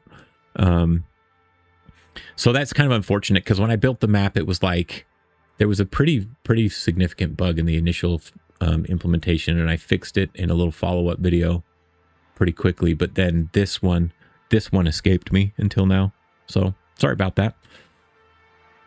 So I've got this tower and I need to build levels. I need to be able to connect back to this save area over here, which, as you recall, has like a little path. Let's open that one. It's got, nope, that's not it. It's got this little path up here that I want to connect to. And then it's got like a main entrance. Okay. So we got to kind of figure out like, how are we going to do that? And what I'm doing is, I don't know if you guys have heard this term, like, is it Euclidean or non-Euclidean? And I'm trying to make it Euclidean. Which I hate the word and I hate the concept. What it really means is like, do these levels connect in real physical space? And when the map is crunched together like this and I'm using real sizes of the levels, then you kind of want it to. You could come in and maybe change these, but then that kind of breaks the system that we built for these map nodes. So alternatively, you could just draw all these by hand and you could place them wherever you want, and it wouldn't matter the actual size of the levels if they line up. But as you can see, I've had to take care to make sure that each level lines up, and that means sometimes adjusting the height of a level or where the position of a door entrance is or things like that. And you'll see that as we build. So let's build like a room right here as part of our castle. It'll connect this forest save area to the bottom entrance of the tower.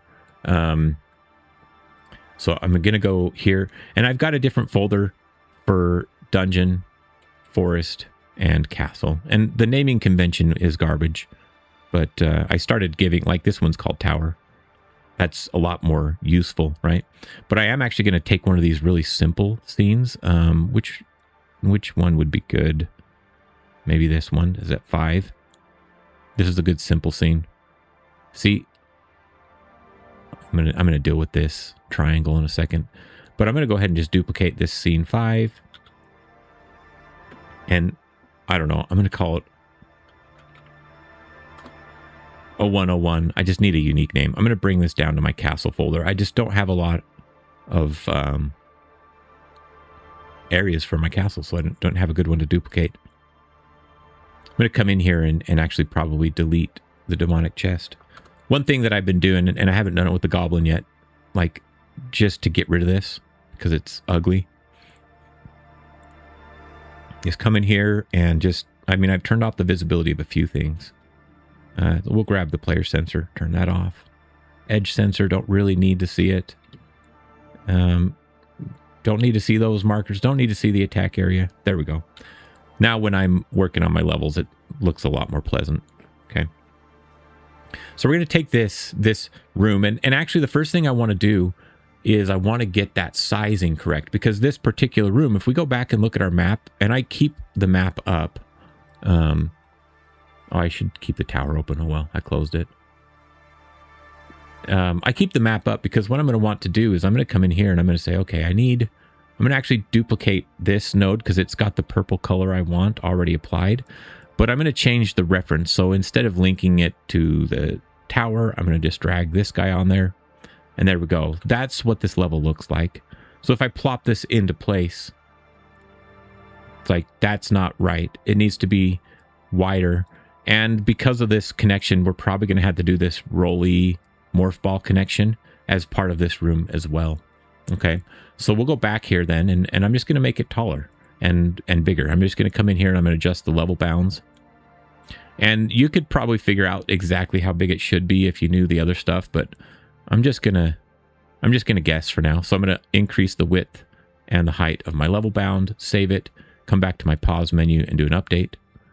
And that was actually very close, but not quite. I want it to be a little bit taller still, because I'm going to have, see, this is driving me nuts. There's like this extra gap here, but whatever, it is what it is. So I'll make it a little bit taller and a little bit less wide. So I'll just click this down, the width down 1 or so, and I'll click this a few taller. So it's going to be a decent sized room. Oops, I didn't want to do a reset. I want to do an update. There we go. Now that's looking pretty close to what I want. Okay, so the next step, see, this is kind of a weird process, right? It's like, well, what are you even doing? I'm just saying, I know this room needs to be this big in order for it to connect. And then I can work within that playground. Now, sometimes I just make a room and I just plop it in there because it doesn't matter the size as much, you know? Like I just made this big room and like this double jump collection, it doesn't matter. I just had to drag it into place, right? But this one, it's important. So we need an entrance here and here and here. So I'll go back now like this. And for this part, I like to turn on my grid, even though it's really distracting looking. I'm going to take level transition 3 and it's snapping to the grid, and I'll bring it over here somewhere. My level transition 1 needs to be, it actually needs to be higher, but somewhere over here. So I'm just going to save that, do a quick update. Close, very close. Go back. Probably just bring that one down there and this one down here. Do another save and update it. And there we go. Those line up. So now even if it's not perfect, it was good enough for my map to look like they're connected. And then I don't know if I'll have a top entrance. I probably will actually, right? Because I mean, we've got other rooms up here. And I need another entrance on the left side. And I'm going to I'll just create one more of these level transitions and move it up here. And no good plan survives development intact. That's absolutely true. And Mike Allen says he loves the map system. He's implemented it in his project. That's good. Thanks. I'm glad you like it. Void a lot. If you're using hand-drawn art, should you use Sprite 2Ds and just place it in? Yeah, you can definitely do that. When it comes to higher resolution art, if you have really large levels, you got to be careful. You know, textures for pixel art aren't going to eat up a lot of memory, but if you've got high res art, it could. So when you're saying hand drawn, it's probably higher resolution. So just be careful. But yeah, you can just bring them in as sprites. You may want to do some research into sprite atlases and how to optimize it. It would be just like doing pixel art, except at a larger scale. And being able to do that, batching textures into one texture, you know, a texture atlas. So you've got like different versions of grass and rocks and whatever kind of decorations. Make it one PNG instead of 50. That'll be a huge savings on your memory access. And then beyond that, there's some other techniques that, you know, you could get into, like the dimensions of your file. If they're power of 2, it helps a little bit. Some of those things are pretty minor, though. Might not really affect your project unless you start running into memory issues. But okay, what was I doing here? I was going to place this other transition and see if I can get it placed. It needs to go down. Let's go down about here. I don't know. I'm just guessing. Boom. Now, see, the way that this works, I might not actually have those exactly lined up if you were to place the 2 levels next to each other. And, you know, you could almost do that. You could bring an instance of a level in and look at it. But because the way the map works, it's not super precise because it's moving in, you know, it's so small. Each chunk is like, even if you move it like a third of the way down, that door is going to bump a whole pixel down. Something like that. So my throat's actually getting kind of tickly. There we have it. That's our room. Now this top entrance could move later if I want to, but I now know that these are my other entrances and that this one has to be a little crawl space for the morph ball. Okay, so, I mean, that's pretty handy because then you can just come in here. And what I like to do is I like to turn off, I'll keep these decoration layers, but I'm going to turn them all. I'm going to turn pretty much everything off except one tile map layer. And I'm going to ignore, you could hide props and you could hide enemies. And maybe you don't want enemies. But now I'm working on very minimal stuff. And you can see I built this level in kind of a funny way. I'm actually going to take this tile map layer too, grab the square and set it on eraser and just get rid of everything. And then I'll come back here, do this, whoops, and do the same. I'm good. I just need to reveal that again.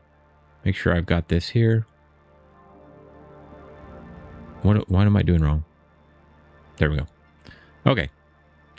So now I'm just going to create a level, and you know, it's pretty simple. You hopefully you have an idea, and I'm just kind of guessing, but you know, we've got an entrance here, we've got an entrance here, and they need to connect somehow. You know, I don't have like a slope for this particular tile set. It would be really nice to draw one in there. Alternatively, what you can do is like grab this corner. We could just throw a couple corners on like this.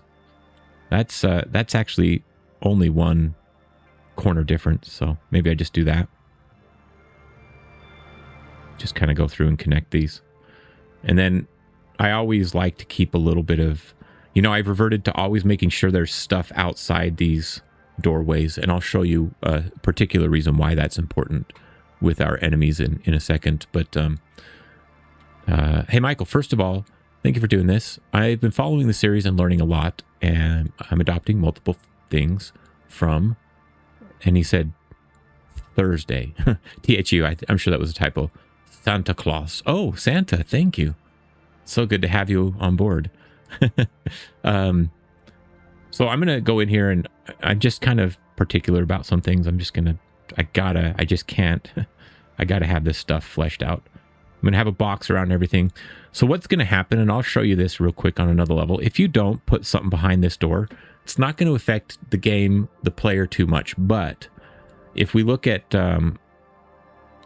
like this guy, if he were, let's say he didn't have a left limit and he were to walk out the store, he could just walk off the edge. Or hopefully his edge detector would make him turn around or something. But having this, just helps contain enemies and stuff. Okay, so that's why I draw that there.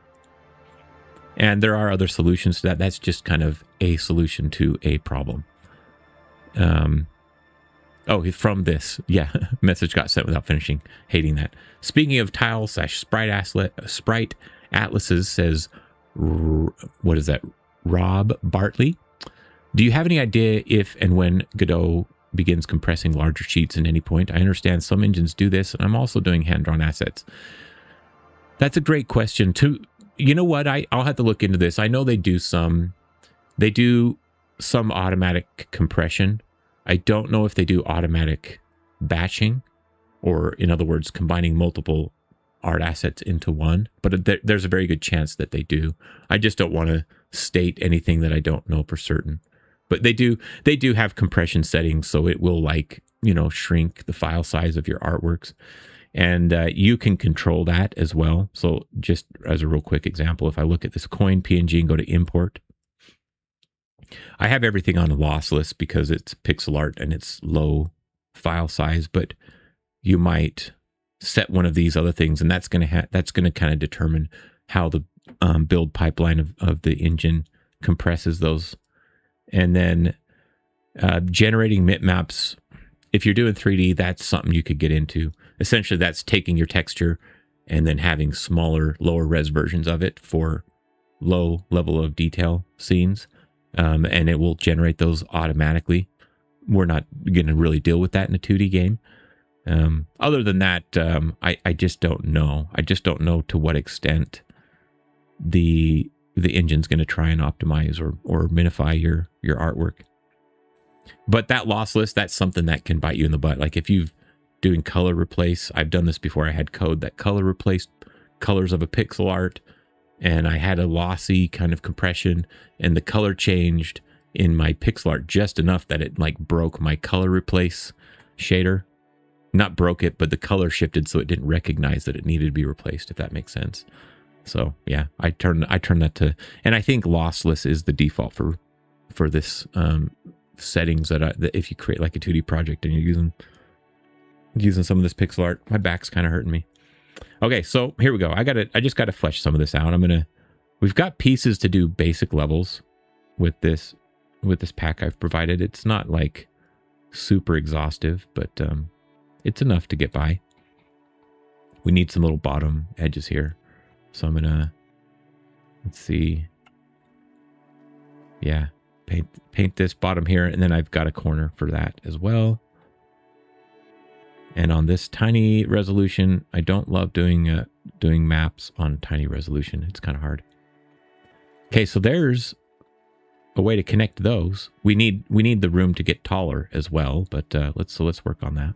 I'm going to start just by adding this top section.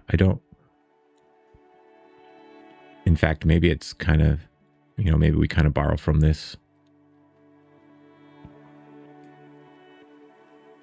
Good info. Yeah, you're welcome. You're welcome, Rob Bartley. Mr. Rob Bartley.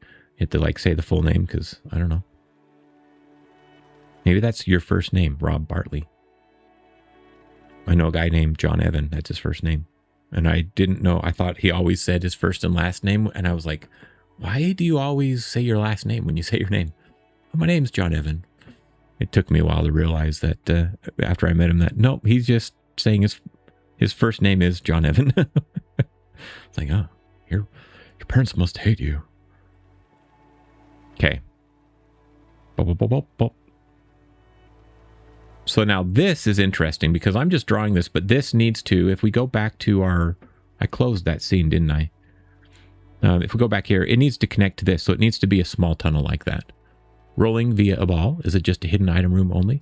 I think what this is going to be is just like a shortcut. I don't think it'll be, I think this room will be in 2 parts. So maybe you can't even access here from there or something. But so far I haven't actually made good on that concept with what I'm drawing, but that's kind of what I was thinking. Do I need, no.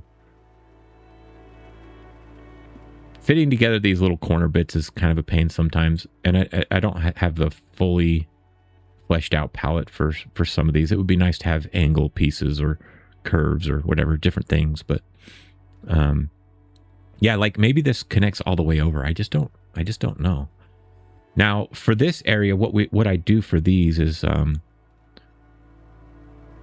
you know what? Actually, I'm going to go like this. I'm just going to grab this black and I'm going to draw this. Like this tunnel needs to be like that. I'm going to have it start kind of over here. See, because it's pointless. If you can just walk to the save room from here, then who cares if you could jump up and roll into it, right? This needs to be a shortcut. So this needs to connect. And it could have been 2 separate rooms, but because of the way it was laying out on the map, it wouldn't have worked. That's too small of an area to do for 2 separate rooms because of the gap I'm putting between them.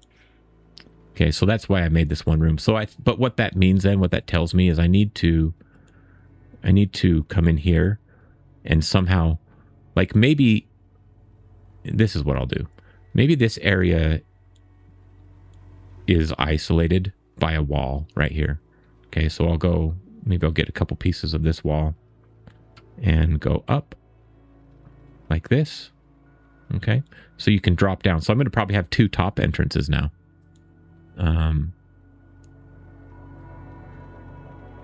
I know we encountered that before and believe it was linked to the monitor resolution and SVGs. There's a fix for it, but I can't recall it.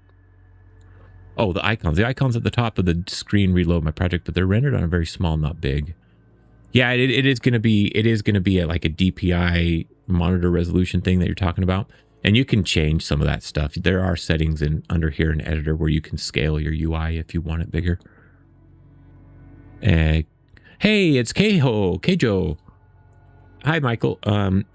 Do you plan to use some elusive walls? Hey, that's a good question. We could totally do that. I have these. They're not necessarily elusive walls, but they would be breakable walls. It's more or less the same thing, right? So yeah, we could totally do that. Maybe we'll do that today as we have time. I've got a little bit more time. I'll probably be streaming for a couple more hours. So let's go ahead and draw a few more things in here.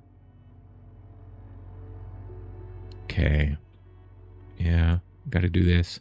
So these sections are just kind of a pain. You just got to get them just right. Unless you make a 9 sprite for this, which we could almost do that actually for this. I just haven't taken the time. But you've got enough pieces with this to do most of a pretty decent 9 sprite setup. And these need a corner piece, I guess, right there. So let's go down and find corner. Oh, I could have just clicked both of them. Yeah, that could be nice to connect those. I'm thinking I'm going to have it. This is just going to be teased. You're going to see it. If you're hopping around the level, you'll see this area over here, but you won't be able to get here. You'll have to go through another room and drop down in, maybe is what I'm thinking. So this will become, eventually, it will become a shortcut. So like this entrance is going to maybe be over here somewhere, right? And then that means we are going to have probably this guy over here somewhere. I don't know where, but somewhere. I'm going to save this real quick and let's go to my pause menu and let's just update that. Yeah, that looks okay on the map. This room's got a lot of little doors. Yeah. So this room is just going to be just kind of quirky and fun. Let me get back to my tile map layer. You'll notice I'm just sticking to one tile map layer. I'm really trying to keep just to this one. Actually, I think I want this narrower. Boop. So that it looks like you're, I don't know, only can roll around in it. I probably need a little bit more space on the ceiling. So I'm going to go like that.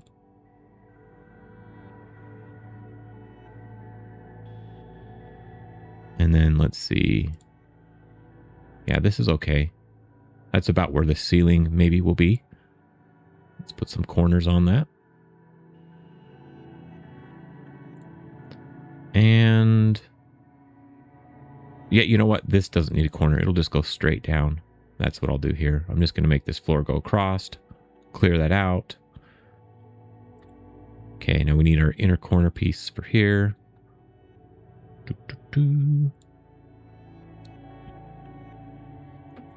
This is the part where now if I don't have much to say, it'll just get tiny.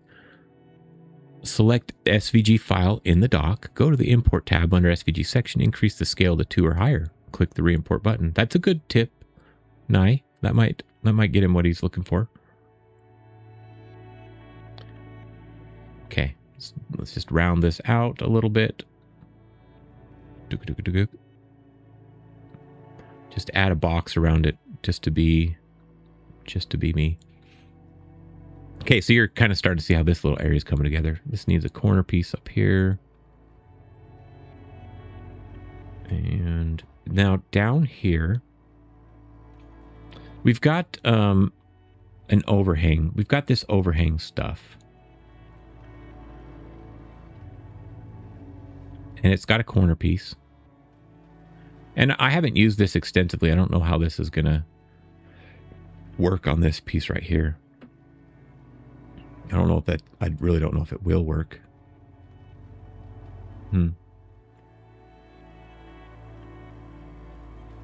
That's not perfect, but that's okay. I'll just keep it. I'll keep that. So now this area should only be traversable with the ball roll. So let's go ahead and save here and just, and actually real quick before we do that, let's go ahead and connect this up. Okay, so level transition 4 here needs to connect to my save, this 03 save level. Okay, so I'm going to drag that on here to the target level. And the transition up here is level transition 3. So I just need to update this. Level transition 3. And we'll do the same thing down here. So my regular level transition is also going to connect to the save area. And it'll connect. Oh, it needs to be taller. See how this is tall? Level transition 2. It's 4 things tall, 4 tiles tall. So maybe I do need to increase this one. Let's make it 4. And I already lost track. What was that? Level transition 2? Yeah. Which that's what that's already set to. Okay. So in order to make this work, I gotta adjust my ceiling right here just a little bit. That's okay. Pretty easy. Just drag that up. Go to the paintbrush. Boink. Okay, there we go. Now we've got a nice tall entrance. Right now my player's up here. So he can come in here. Oh, dang it. Invisible enemies. What is it? A slime? Just a little slime. I'm just going to drag those up here.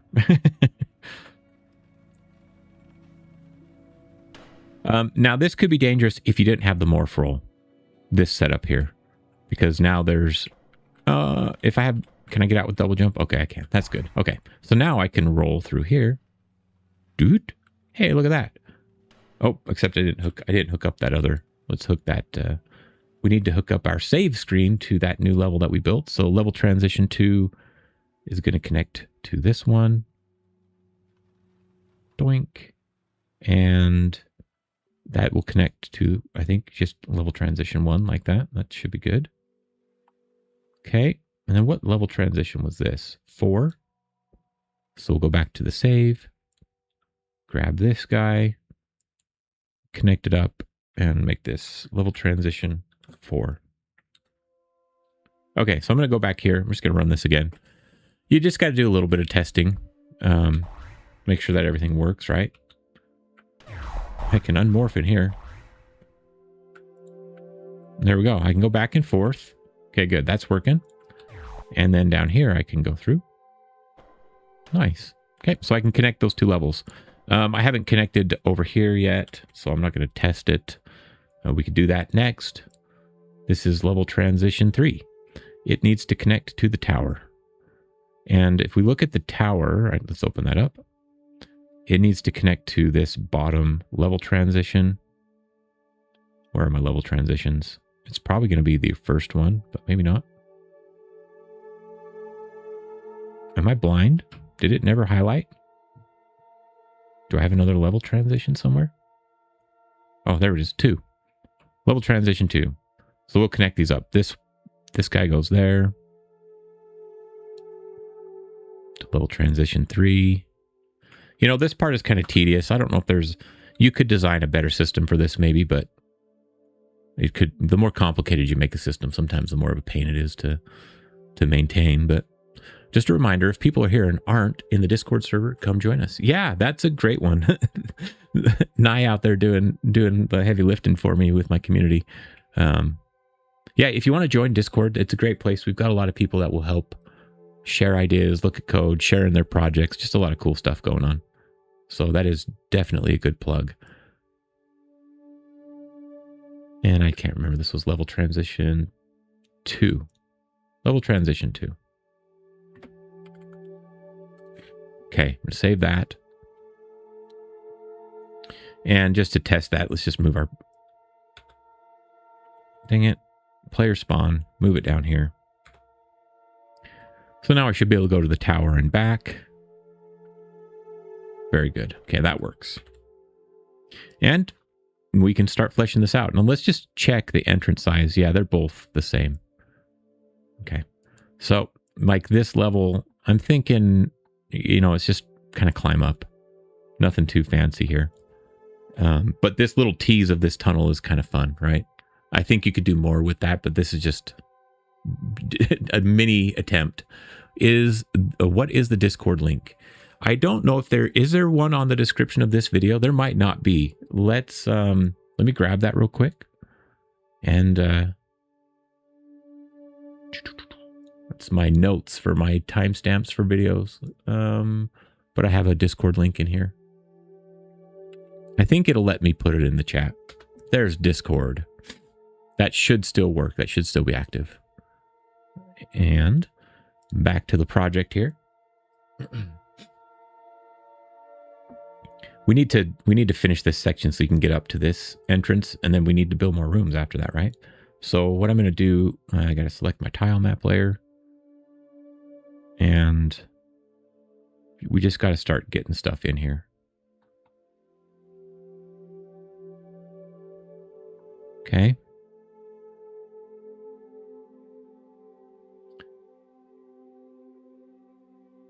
I actually kind of want this over like that. Yeah, a couple tiles in. Boom, just like that. There is a button in the description. I think it's pulled from the channel description. Oh, okay. Okay, that's good.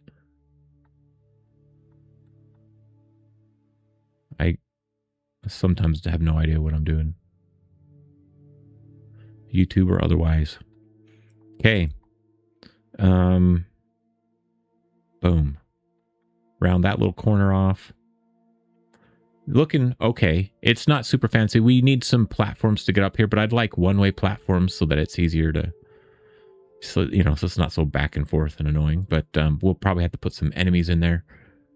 So what I'm going to do is I'll turn on layer map 2. And I like... You don't have to do one-way platforms on... You could do those on the same tile map layer, but I like to do it on a separate layer in case I want it to go behind a little bit like that. You know? And then, let's see, this one, how do I want that? Maybe like this, except let's have it go through just like that. And then I think what we'll do up here is we'll do a similar, maybe something like this.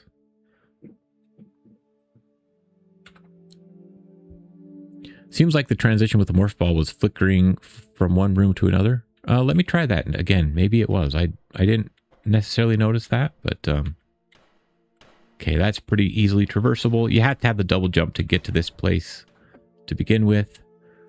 Let me move my player spawn. Keep doing that. I get it. I need to be on the move tool. Okay.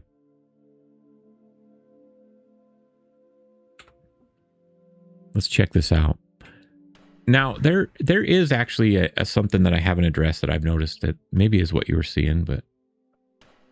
Oh, yeah, he's kind of falling down, isn't he? Bloop, bloop, bloop, bloop. Okay, I think what that is it's got to be the placement of this transition in relation to the floor. So here, it's like right on the top. I wonder when I placed it on my save scene. Yeah, I placed it into the floor, didn't I? That's what that issue is caused by. So if we drag this right there, let's make sure they still line up here. If we update these two maps. Okay, the doors didn't adjust their position. That's good. Okay, so now let's go back. Let's go back here. Good catch. Good catch. That was a good catch. Why do I not use auto tiling? I just never set it up with these because I wasn't sure. That's much smoother. That looks a lot better. I just never set up auto tiling for some of these tile sets, and I guess I don't care. Sometimes it does save a lot of time though, so it's definitely worth doing. Did we set up auto tiling at all in this project? We did, just not on these tiles, right? We did it for like this stuff, but I never set up a terrain for these items, so that would be worth doing, and could bore you on stream, and we could try and do it real quick. But I don't think that's worth your time. Okay, now one of the last, once you're happy with how this level traverses, and I mean, this is not a masterpiece, right? But once we'll just pretend we're happy. What I'm going to do is I'm going to take this background layer. It's got some stuff there, but how this tile map is set up, I just take this piece of wall and this piece of wall. They've got a little bit of variation. I turn on this random and I get the box, and I'll just draw a big box, and it'll just randomly place those in there like that. Okay. And then we can come in and we can grab these. We've got to turn off the random, go back to the pencil tool, and anywhere we want pillars, we can start adding them. And I like to kind of add like a top pillar and then use that later to help me draw down and finish the pillar. Okay. So we've got some top pieces. Now I'll draw the extending piece.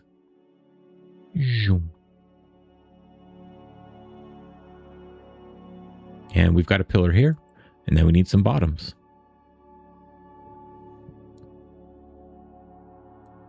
Easy peasy. And, you know, it would be good if our background had more fun variations that we could throw in here, different things, but we just don't.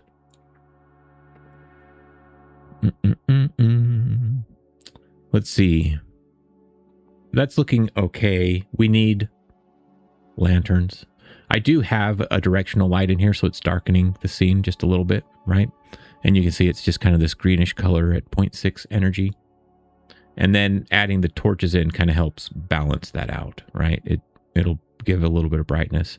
I think we did this all together, but I do have a really faint light on my player, which, you know, if you want to have rooms that require you to have a torch to see, you might not want that. Because technically my player lights up any room he's in just a little bit. But yeah, we'll just place some torches, just hitting Control D to duplicate them and drag them around. And there we go. Now we've got some lights. Now I'm going to move my player spawn down here, because this is the area we're mostly testing here, right? This little tunnel's kind of like a little shortcut. Monoop has a weird bug with those wall tiles. I wonder what that is. Maybe you can describe it a little bit, unless it's hard to describe. Maybe we'll have to do that. Is it in Discord already? I wonder if you've already posted it and I've not seen it. Okay, so one thing I haven't done yet is this sprite. Oops. This fog. Now, there's something fun we can do with this one. I'm going to do this here. If you just put it at the bottom, it's fine. You know, it looks good. It gives that kind of like a little bit of depth down here. But then higher up in the level, it's not there, which it's not the end of the world. I think it looks okay. But, you know, for my tower scene, I didn't like that. I wanted the fog effect throughout the tower. And the tower is just so tall, right? I mean, it's just I think someone asked about this and I missed it earlier, but it's just a minimum width of 480, but then it's 1500 pixels tall. So it's just a tall level bounds. And you can see I do have a fog in here. I don't know if you guys noticed this, but I've got a fog. And watch, it follows up. It gets thinner as you go, but it's kind of continued to go up. It's at this point, it's almost gone, right? Magical shortcut to that's not where it should have gone. But what I did is I just took this, and in fact, I'll copy it. I just put it in a parallax layer. So it's this same sprite. I made it a little bit taller, and then I put it in a parallax layer. So I'm going to copy that, and I'm going to come over here to this room, and then I need to drag this up, put it in place, and I'll delete this other one. Tickle on my nose. And what I have is I have this parallaxing only on the y-axis. Okay, up and down. And you can see it's a 0.25. So it's a gradual parallax. And then what we'll have to do here, we need to make this wider for this level. And this probably, you know, you kind of have to position, working with parallax is hard. You can't preview it in browser very well. There is a plugin that does it. I tried it in the past, had some issues with it, but it kind of worked. I think I'll try it again in the future because they've improved it. But it's hard to see what this will look like. But this is a small enough scene. We'll just run it real quick and test it. You'll send a video in Discord in a minute. Okay. So you can see it pushed down. It's so we probably need to bring it up, because it was positioned kind of in relation to that big map. So what I'm going to do is just take this sprite 2D and I'm going to drag it up. And when I'm looking at parallax, I'm not looking at the relation of this to the whole scene. I'm looking at it in relation to this purple box that shows like the viewport from the origin, because this 0, 0 is the origin that from which our camera movement determines the parallaxing. So you kind of got to drag it. So like if the screen were at the bottom, maybe what would it look like? I don't know. You just kind of have to guess, I guess. Now you can see it's moved up. And that might be too much. This fog is very tall too for that tower. So I might even shrink it. Shrink-a-dee-dink. Did I shrink it too much? Maybe not. That looks okay. So you can see there's just a little bit of fog still following me up, which is nice. It's kind of a fun effect, but it still settles down. I think what I want to do is I want to go to the transform. It was almost to 1. And maybe I do want it bigger. I don't know. I'm just dinking around at this point. There we go. I think that looks about how I wanted.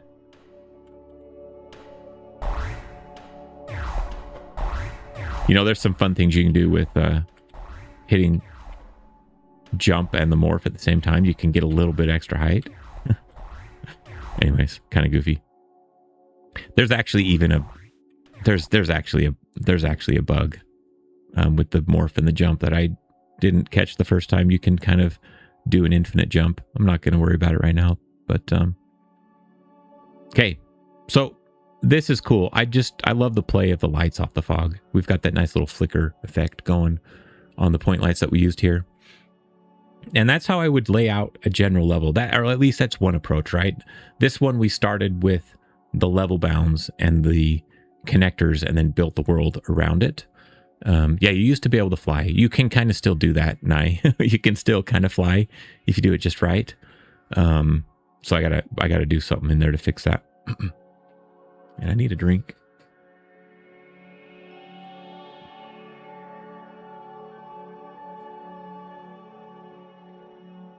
Now,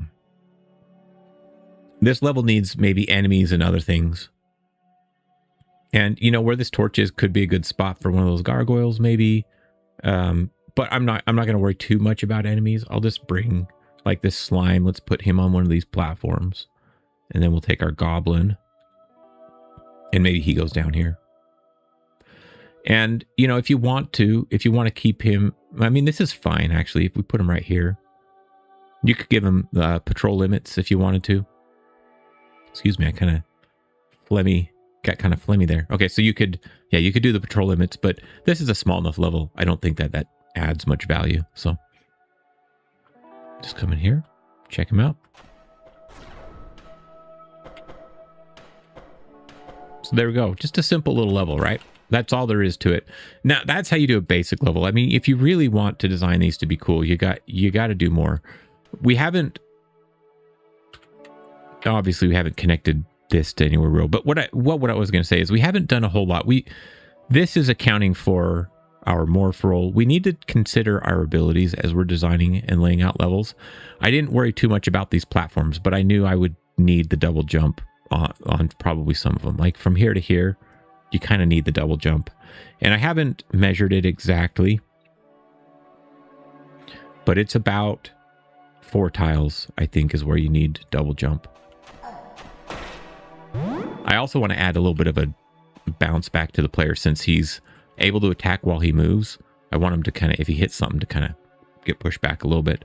So yeah, this platform here, can't quite reach it. And it's 1, 2, 3, 4, 5 tiles. You could probably hit 3 tiles. That's what it is. You could jump on top of 3, right? Without a double jump. Otherwise, you need double jump. So this is 2. This is 3. And you see, that's just about perfect. So you can kind of know that stuff. And then if it's 3, then a double jump is roughly 6, which is what that is, right? Boink. But that is just exactly. So you have to get the perfect timing, get the maximum double jump. See that? See what I mean? Watch this. This is just me being a nerd. Barely makes it. But if you hit jump and then you transform right after. Oh, look at that extra height. Oh, so magical. So it'd be fun to have a puzzle where there was like one of those morph roll holes that's 4 tiles high so that you can't get it from being already morphed. But if you morph and roll at the same time, you could get into it. And you'd have to do it before you had double jump maybe, but that'd be kind of fun, right? Like let's do that just just to be dumb. Oh, I don't have a good spot for it. I'm not gonna do that, but you could totally do it. It would be fun. You just got to think of things that you think would be fun. I'm going to be honest though, I've focused so much on making a tutorial for this game that I haven't focused very much on the fun factor. And some of it feels good. I think the movement and the mechanics feel good. They feel responsive, but the fun isn't quite there. And I think some of that comes down to getting a little bit more feedback to the player, a little bit more responsiveness. Maybe more complicated enemies would help with that. But yeah, there's definitely some work that needs to be done. Okay, Monoop dropped a comment. I'll have to check that out in Discord when I get a chance. We've got a little bit more time left though, and I want to try and do just a little bit more here. Obviously, I've just been chatting, and we spent a lot of time on that fireball earlier in the video. But you know, maybe now we can come in here and connect this. You know, maybe there's something here. I had a plan, and I don't have it in here. I've changed my plan slightly. So like this tower area used to be kind of just like this, just 3 rooms. But obviously with the number of doors I've got, I need more rooms, right? So let's go ahead and add another room. I'm going to go ahead and duplicate this 0101. Numbers are fine, whatever. 1, 2, tower. And if you do this and you duplicate them, it is good to come back and make sure you rename the root node of that scene. Because otherwise, if they don't match up, it could get confusing. Okay. I don't know why I went with 2 01s. I think I thought I already had an 01 in this folder, but I didn't. Anyways, it is what it is at this point. It will be 0101 forever. That's like Obi-Wan Kenobi. I don't know, for some reason it makes me think of that, but that's lame. It's not cool. Okay, here we go. So I need to connect this to that level. I don't want this level to have this room to have as many doors, and I think I want it to be narrower. So I am going to start. I'll probably keep the height. Let me reset the width and save that. And we want to come into our map, duplicate this guy, and let's assign the new scene to it.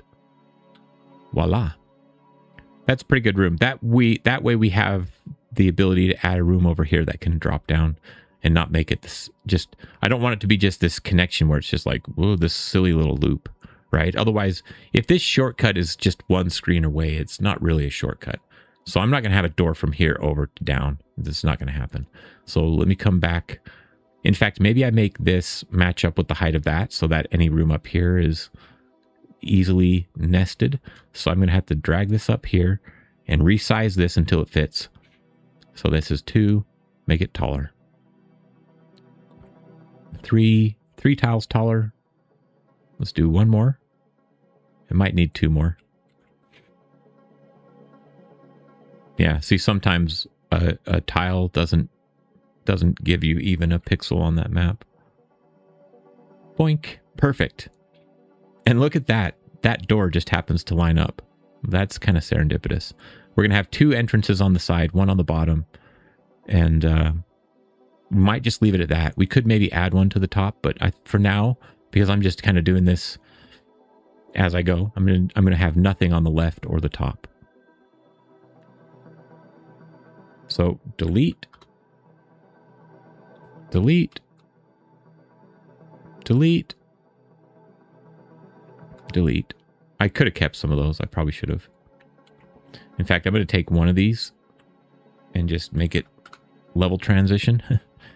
So what we need to do is we need to turn on our grid again. Just do this step where we're lining stuff up and make sure that this is a bottom entrance. The downside of a lot of YouTube tutorials out there. Oh, we're doing it live. Yeah. I don't know what you're referring to. No, I didn't see that comment when you popped it up. Okay. Level transition 3 it spaced well up and down. It just needs to be moved over to the side of my level like this. This level map system does not, it just sticks it to the wall that it should be on. So this is not suitable for like L-shaped levels. It's just not going to work unless your entrances are on the very edges of those. But if this level went up and over, it wouldn't draw that L shape and it wouldn't put the entrances right here. They would be on the furthest edge. Oh, focusing on tutorials, not the fun. Yeah, that is a side effect of doing tutorials.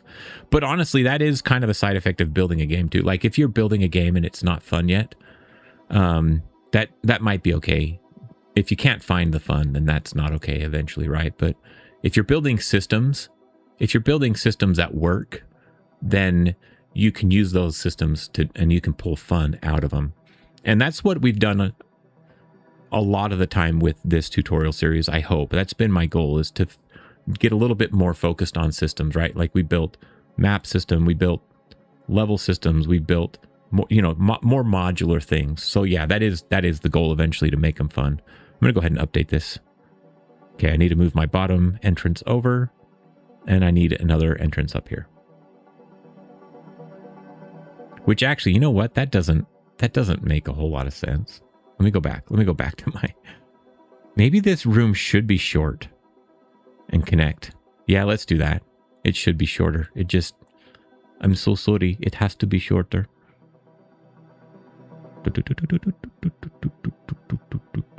I don't know. Maybe I make it the smallest size room possible. Hey. Nope, it needs to be taller than that. Some of you guys are probably over there on the other side of the screen, smacking your heads against the monitor. What's this guy's deal? Too tall?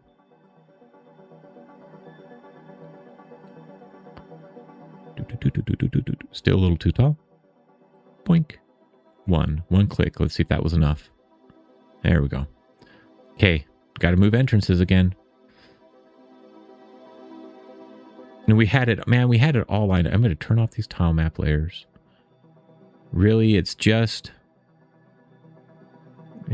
a room right now. It's just a box somewhere. And this needed to move over to the left, so I'm going to try and get that as well. Okay, so there we've got our doors positioned. Do an update. Voila. I like that. I like this flow of just go up here, connect to the tower.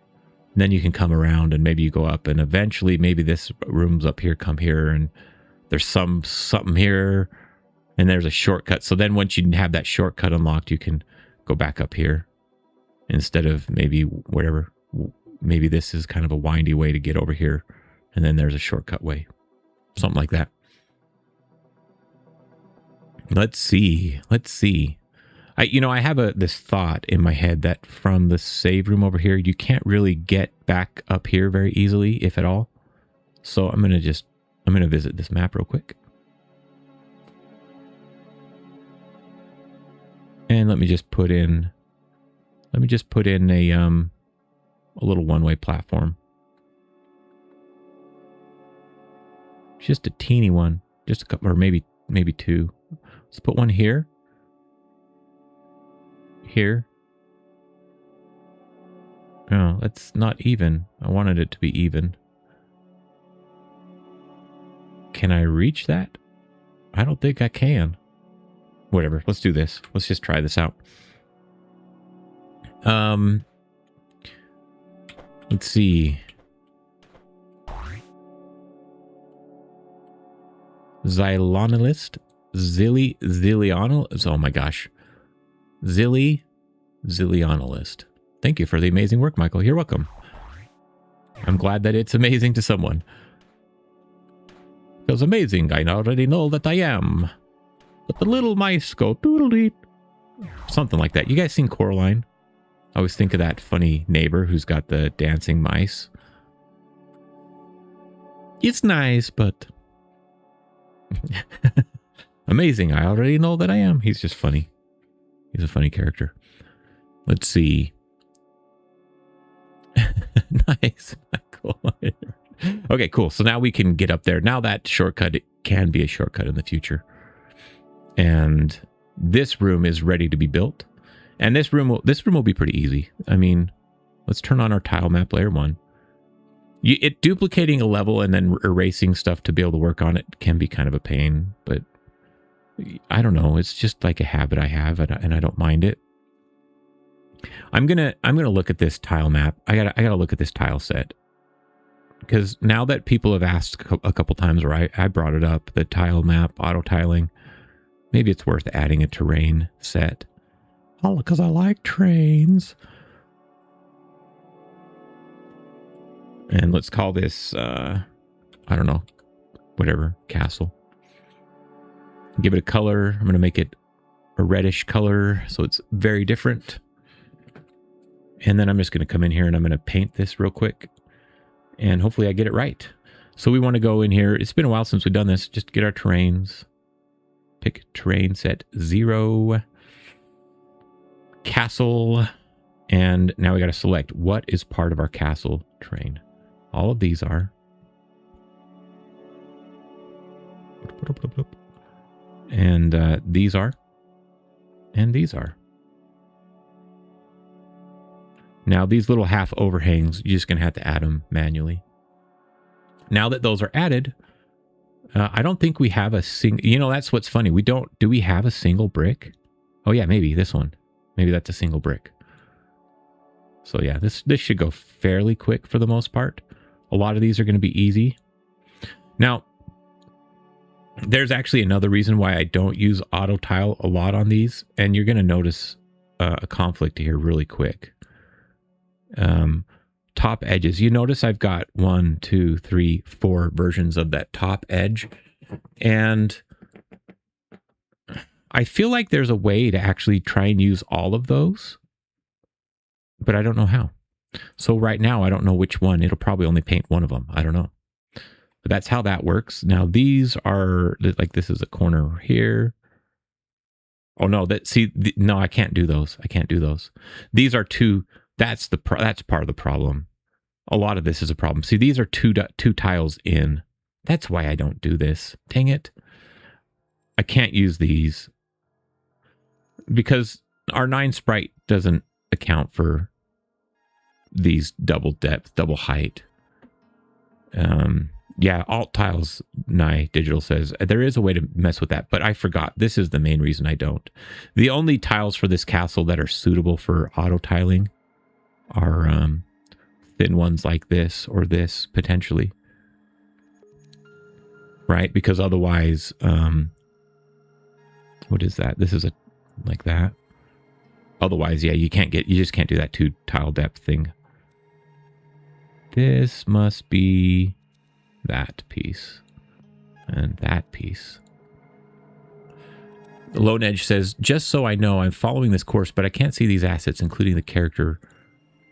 Oh, but can these assets, including the character, be used in my future game, even with monetization or not? Yeah, they can.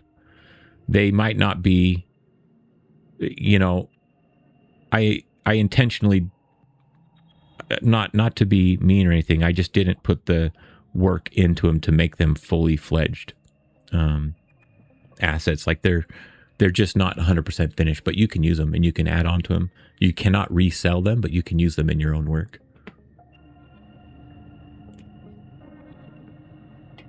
If you sell a game and it's in them, that's okay. You just can't resell them as an asset pack, if you will. And then let's see. Adam says, "Would you please reply to me on Discord? I sent you a request for how to program a hook, if you don't mind, of course." Oh, I may have seen that. If it was a direct message, then a lot of times I don't. You know, I can't do everybody's direct messages, but I wonder if that's what it was. Yeah, there is an issue. You guys are seeing this, and this is, I forgot about this. See, I drew this tile sheet to be an edge is 2 tiles wide, a top is 2 tiles tall, a bottom is 1 tile tall. And because of that asymmetry, it just doesn't quite work, unfortunately. But I could draw these, and that might be somewhat successful. And then you could just flesh it out with this manually. Let's see if this is even working at this point. So if I go to terrains and castle, yeah, I can kind of draw it. But you see the pieces that I set up to auto tile are, well, I messed up on some, but they're not sufficient for all the combinations you need. I don't have bottom edges in there as part of it. I guess I could get some bottom edges though, if I go back to that. Right. I mean, this, like, these would work. These would work as bottom edges.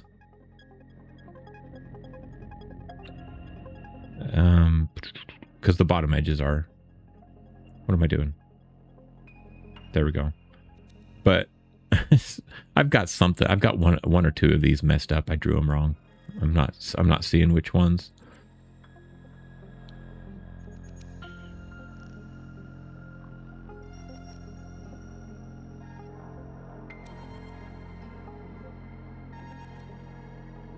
And I don't, that's part of the problem. I don't have just like a top edge. I just don't. I don't have a top edge. Let's use this one and see how it looks.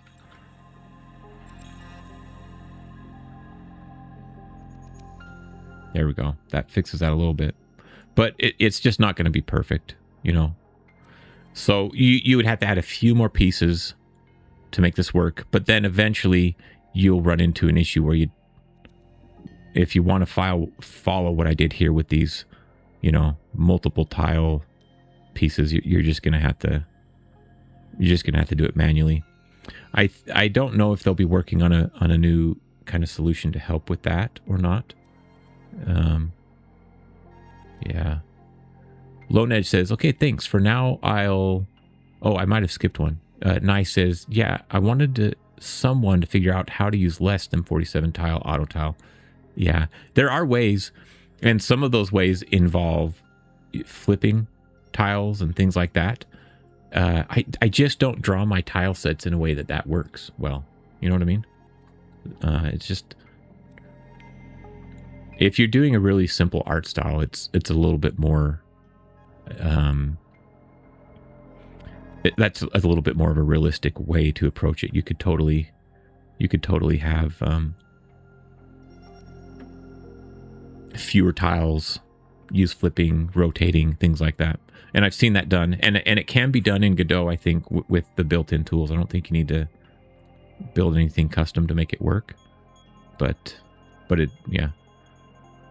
Designing your tile maps and stuff can actually be sometimes a little bit tricky. I don't know. Boom. This is a really simple room. I don't even know the purpose of it other than connecting it to the tower, which that's probably okay, right? Not every room needs to have like some amazing purpose or anything like that.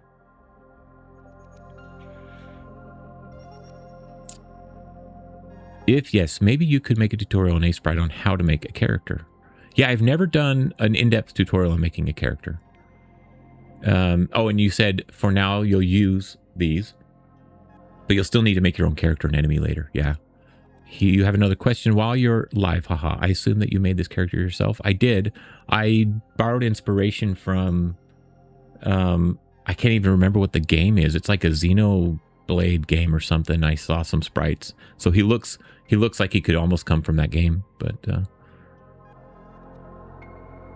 thanks for running down this path and showing how easy it can become frustrating. Yeah, I don't know. I think you're referring to the tile map thing. And you know what? I think I just find the process of painting these things kind of cathartic. It's just kind of nice to me. It's like, oh, this is fun. It's like a coloring book. Take a break from you know, beating your head against the wall, trying to figure out why you can't get your fireball trajectory to work, and just paint some levels. It goes kind of easy. It's kind of fun. Gotta fill this in. Need some different pieces in there. And I just want to make it a nice box. I don't want it to be not a box. For whatever reason, that would be bad. Rob Bartley, I'm using a dual grid system. Jess Code and Nonsensical 2D have a YouTube video on it, which cuts 47 down to 15. No clue how. I'd even consider going about setting up an auto tile. I think I've seen the approach you're talking about, Rob. Luckily, you have a high tolerance for mindless busy work. Yeah, some of those things, it's kind of funny because they look really cool. They're a little bit trickier to implement than it looks on the surface, but not that bad. But now this is, I think, my opinion, and I'm kind of biased, and I could be convinced otherwise. I feel like a lot of those solutions are only good for really simple tiles. Just bottom line, you know, especially something like this where we see the top surface of our ground. It's going to be harder to get the look you want with that if you're restricting yourself to a minimal number of tiles, right? But if you have like just edges, like you can have like, I've seen it. It's probably it's like a dozen tiles or something, and you can get away with a whole. All of, you know, like all of this thing with just a tiny little section. If you rotate, flip, do other things like that. And even without rotating and flipping, you can cut it down, I think. But this is an exhaustive approach that gets every potential combination. So like, for those of you who maybe, if there's anybody watching that hasn't followed along, like if I'm painting with the grass terrain, you know, I can just paint anything and it's just quick. Okay. But you'll notice though that like the interior is lackluster. The transitions from the top to there, not so cool. Now, I think another alternative you could do is you could build a secondary terrain set that is just the dark portion, and then you could paint that in. And when you're working on your terrain pad or your tile set, where am I? Tile set, terrains. You can come in here. This is something I haven't done a whole lot with, just a little bit. I could select stone and paint it up here, which now tells this tile like, hey, if all of the tiles on all these sides are castle, but the ones on top are stone, then use this tile, right? So you can kind of mix and match. And I think you can get really intricate interactions with those. But then that also means that it requires a lot more work, a lot more tile drawing to be done to make that happen, right? And sometimes that's overkill. It really depends. When just drawing a block like this and just using it, it's like, oh, that looks good. That's how I want. I don't know. Everybody's going to get different mileage out of these tools. And I've definitely gone down the route in the past of, which layer did I draw that on? I've definitely gone down the route in the past of just making my life miserable by trying to like do some thing that I thought was cool. Why am I not drawing? What am I doing? Tile map. Maybe because I was on terrain. There we go. Yeah, what was I saying? I was gone down the route of just overcomplicating my life when I realized like this is more work than just making it, hand painting it. You know, sometimes that's just how it is. I don't know how this is going to work exactly. I got to figure this piece out down here. Where's my, need this piece? Need this piece? And this piece. Boink. There we go. Okay, I think this little scene is working. It needs some additional terrain.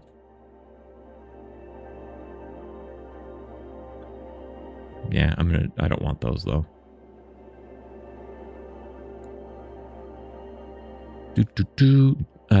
James Nye says, yeah, I have tried to follow. Oh yeah, I already read that one about that tile map setup. Turn off my eraser. I'm just going to add some platforms in here. I think, I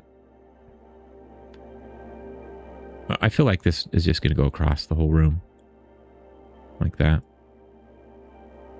I don't know. Doesn't need to be anything special. I do have some enemies in here. This would be a good room for like just some annoying enemy maybe. Makes it harder to get around or something.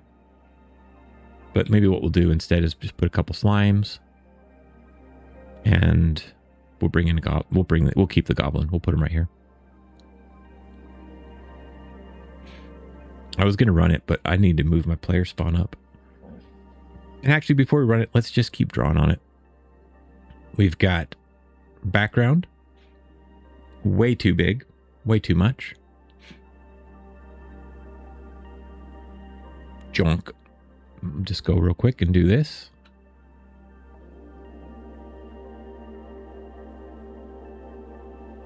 Sometimes this stuff can be really fun. I have a version of this tile set that I've actually been working on that does have more. And I hate to say even that I've been working on it, and then to say if I finish it, I will probably put that up for on some asset store, itch.io or something to sell so people can purchase that if they want. But there we go. We got some pillars. It's been hard to commit to that. You know, if you follow a lot of YouTube devs and hear their honest thoughts, there's a pretty real challenge, push and pull to trying to do YouTube and to develop. Because making YouTube videos out of what you're making slows down the process immensely. And YouTube can be quite time consuming. I enjoy it though. That's why I keep doing it. Okay, there's some torches. Probably don't need these two. And I do want this fog back, but I'm not going to put it in the parallax layer on this one. I'm just going to put it in at the bottom. Like that. Now, I don't think we hooked up our level transitions, did we? Nope, we did not. So this one needs to hook to scene 1. Getting some preach. Yeah. Yes. Nye Digital is a fellow YouTuber. He knows what it's like, and he's got a cool, he'll be streaming. You'll be streaming what, Thursday, Friday this week? Is that right, James? He's trying to make a game 100% on stream in 100 hours, if I remember correctly. And I've watched it a few times. Lone Edge, I'm wondering, are you planning to make a commercial game yourself? Yes, I am. I have a couple prototypes going. And when I finish Metroidvania Forge, I don't know for sure what I'll do. But I'll probably be focusing a lot more of my attention on getting one of those games out. And I'll probably do some streaming of working on that game, whatever one I select. So, and I'll probably be reaching out, especially to my Patreon supporters, to see if they would want to see that, because I don't necessarily want to abandon what I've been doing on my channel. You know, I want to be true to what people are expecting, and you know, so I have to feel that out. It's not a decision to take lightly. Yeah, so James Nye, Thursday, Friday, 10 a.m. Eastern time. If you guys want to hop in, he's making he can say it better, but it's I'll say like a Hero's Quest style tile-based game. Hero Quest, like the old board game, right? I know. Can't think of the words I want to describe it, James, but anyways, it'll be cool. So he's got like movement, grid, tile-based stuff, and A-star pathfinding and stuff like that going on. And he's been doing a good job with that. See, this is level transition 2. That's what I was trying to do. So that's what this needs to connect to. Hey, look, it already was. And I did change that, right? Yeah. Now this should connect to the tower, which I think it already is. I just need to get the right transition name. It should be this middle one. That's 6. Oops. Holy cow. A lot of level transitions in the tower. 6. There we go. Turn-based dungeon crawler is how he describes it. Yeah. Yeah. And now James has done a couple games that are maybe related to that concept. And James, after he got going, he was doing really short game jam entries on a regular basis and did some pretty fun stuff. I played probably almost all of them. And some of them are quite well polished for how short a time he had to put into them. I guess I just need to test the transitions. Oh, nope. Oh, whoa. Okay, this one was wrong. This is going to the right scene, but is it the wrong transition? Oh, it is. That's transition 5. This is 2. This one is transition 5. That's what I need to point it to. And then now I think it would have worked. This one I think is correct. No, it's not. Definitely not correct. Not the right scene. Not the right transition. Should just be level transition. Okay, now this one is 3. Sorry guys, this part is painful, I know. It is what it is. So level transition 3 is pointing to the tower, and it's pointing to level transition 6, which we double checked. So now we need to go to tower level transition 6 and point it to room 2. Level transition 2. Is that right? 3. Because, let's just rename it here. I'd like it to be 2 if there's only 2. Less confusing that way. Okay, let's try this again. Lone Edge, I'd support you in your game success. It's tough work.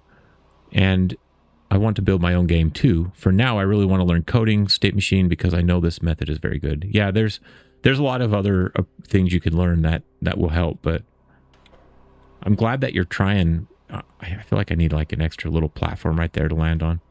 I'm glad that you're trying to build something. You know, I don't want to discourage anybody. My first attempts at projects were pretty abysmal. So don't beat yourself up if it doesn't work right away.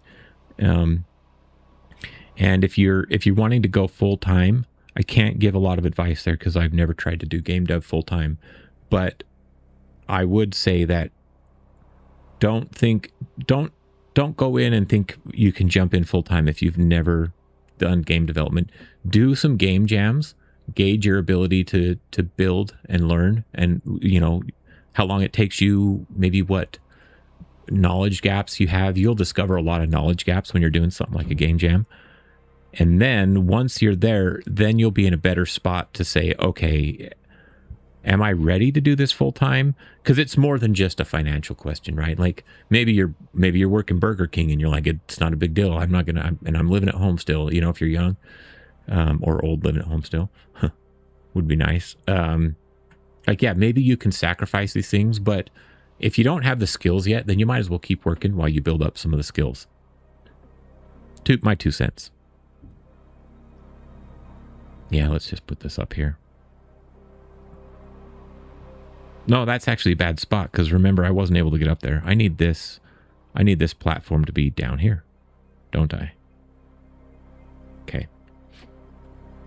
This will be better for the transition, I think. Boink. Because I don't want them to have to double jump into a level to be able to make it. I feel like that's a little bit awkward. And hey, we're in the tower. Can we go back? We can. Cool. Connecting out the scenes. Now this took way too long because I'm talking to people and stuff, but putting together basic scenes is pretty quick. And we don't have a full tool set yet because I've only built you know, a limited number of enemies. I haven't fully fleshed out the player like to my liking. There might be some adjustments I want to make, and I will be doing a video where I kind of address some of those in the future, where we're going to go through and do some polish. You know, there's some things currently with these abilities that just don't jive. Like a good example is the ground slam attack. If I ground slam an enemy, I'll take damage afterwards, and there's pretty much no way to avoid it, right? So we need to fix that. I must have got a heart from him as well. And there's just stuff, you know, like the attacking, kind of bouncing back when you hit the enemy when you're attacking. Some of those things I think just need polished to feel better and to support the gameplay a little bit better. Yeah, so I'll be doing a video where I do some of that kind of polish. I'm not gonna try and polish every little thing because I just don't know, but yeah, I'll be doing that for sure. So let's see, couple levels done. Let's go back to our pause menu. I don't think this needs updated, but we're starting to flesh out this castle. I'm gonna have a few rooms over here. I'm gonna have to collect probably like the dash ability. I haven't done much that requires the dash ability. I haven't done anything that requires the ground slam ability, but this is so small that it's hard to incorporate all of those abilities in a cohesive way. Otherwise, it's just going to feel like a random room 1 tests ability 1, room, you know what I mean? Room 2 does the ground slam, room 3 does the dash. So I may not do the ground slam. I may kind of introduce that towards the end, or I may not at all. I don't know. You know, I demonstrated how to build the ability because it seemed like a fun idea, but again, I'm designing a tutorial almost more than a game, which has its pitfalls, right? I didn't think through the abilities as much as I would have liked to. But yeah, there's going to be an area up here for a boss. We've got a boss here. You can't get to this boss until you've got double jump and been able to work your way back up. And so this boss maybe gives us like the dash or something. Because otherwise this boss is just a connector, right? Or maybe we make it so that you can't traverse past a certain area until you beat this boss somehow. But regardless, boss 1, and I'll be building a boss 2 somewhere in this vicinity. So I need to get my levels to there. I'm not going to do that on this stream today, but you know, make sure I get to the point where I have a room for those 2 bosses. That way I'm not just building them in a playground. And then we can handle things like making the boss persistent, which will be pretty straightforward, but right, if you've defeated a boss and then you enter the room again, he's gone. You know, do they drop items? How do you restrain the player to that boss area? And things like that, in addition to actually building a boss, right? Lone Edge says, you have 2 game jams and made very simple games. So far, one was a Flappy Bird style drone game and the other was a 2.5D platformer, but now you want to fully transition to 2D pixel art. Yeah, that's fun. That's good. So it sounds like you've been putting in the legwork to figure out what you want to do. And you know what you mean in the learning, you're in the learning phase now. Dream game comes later. Yeah. And I'm not trying to discourage, and I'm not even trying to judge Lone Edge where your abilities may or may not be, because I just don't know, but just it seemed like a good time to inject some of my thoughts on the subject. Musket Finn says, use a natural spring to launch the player up to the top level boss by using the ground slam. That would be cool. Water sprout, basically. Yeah, that'd be kind of fun if there was like maybe from here. Now, I've got some other things I've developed in some other projects that would transition really well into this one. And I don't necessarily, you know, I made a roadmap so that I could be a little bit more focused with this series, which has been really good. It's really benefited the series. It's helped me be more intentional in what I'm planning, what I'm developing, and what I'm putting out. There is a downside, and that is that I'm addressing fewer user requests than I did with the action RPG series. In that one, I almost sometimes was steered by the community more than by my own plans, which led to some sloppiness, a little bit of, I don't know, lack of cohesiveness between episodes oftentimes. And so, you know, it's kind of tough. And obviously I'm doing a tutorial series that A, is not typical because of the duration, the length, and whatnot. And B, it's maybe not even recommended by a lot of people. I mean, I get a lot of fall off because people are like, I'm not watching 90 videos or whatever. And I don't blame them if that's not what they need, then that's fine. Then they can find what they need elsewhere. But what I'm getting at, I guess, is there are features that I kind of want to add to this. Climbing ladders is one that I have a good solution for, and let's see. I can't remember. There was another one that I was thinking of, but definitely climbing ladders is one that would fit this. And there's a lot of different ability types. One that was mentioned in the chat today, like it was a grapple hook style thing, I think, but I'm just not going to hit all of them. It's just too hard to squeeze it in, and I want to keep this project somewhat focused. And so, especially if it's a feature that's just really unique to a specific game type or a specific kind of design, it's hard to branch off. I'm trying to do more of the fundamentals here, the basics. So that's my approach for those of you who might be wondering. And I think my throat is just about at a point where I need to call it a day. So I don't know if you guys have any last thoughts or questions, anything you want me to kind of show. I think we covered the projectile pretty good, aside from meandering and not quite solving the projectiles that have gravity or whatever. I'll get back to that. I hope what I showed is good enough for some of you to get started.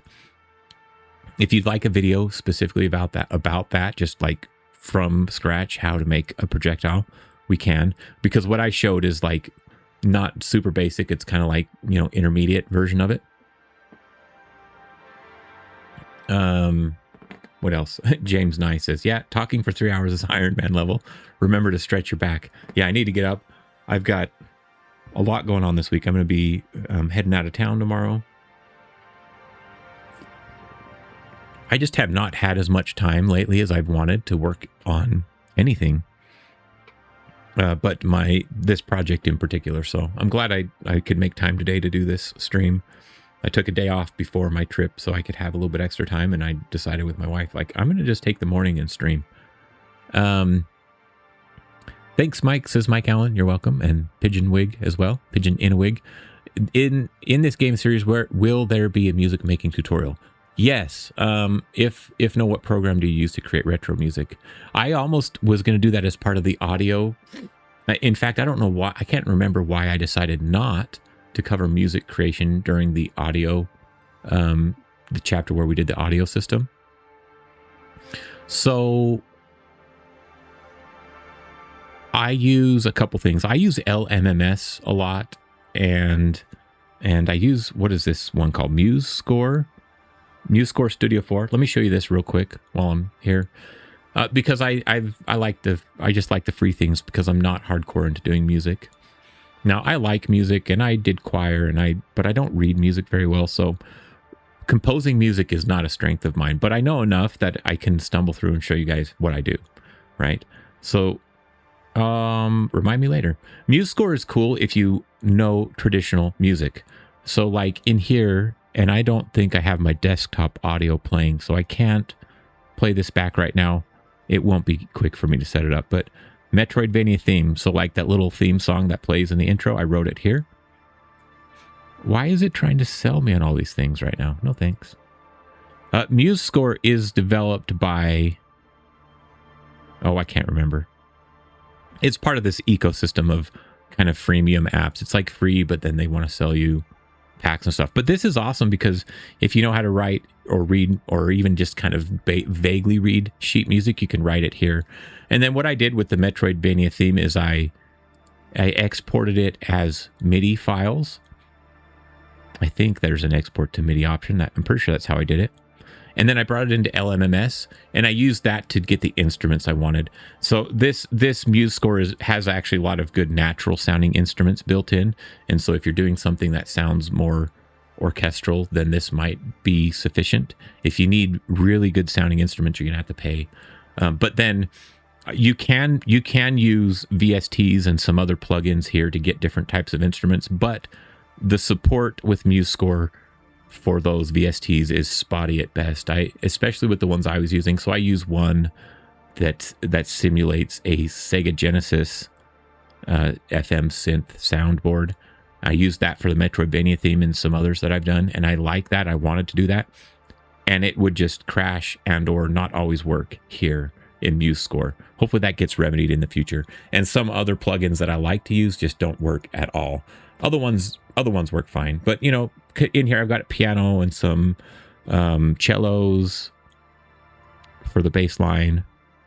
And, you know, made a little theme. Which this theme, I realized after publishing it, is just basically like the old X-Men theme from the old cartoon in the 90s. And it didn't dawn on me until later. So I will do at least one video about how I do this. And I'll show a few tools. I think music creation is a lot of fun. I don't do it enough to be very proficient at it.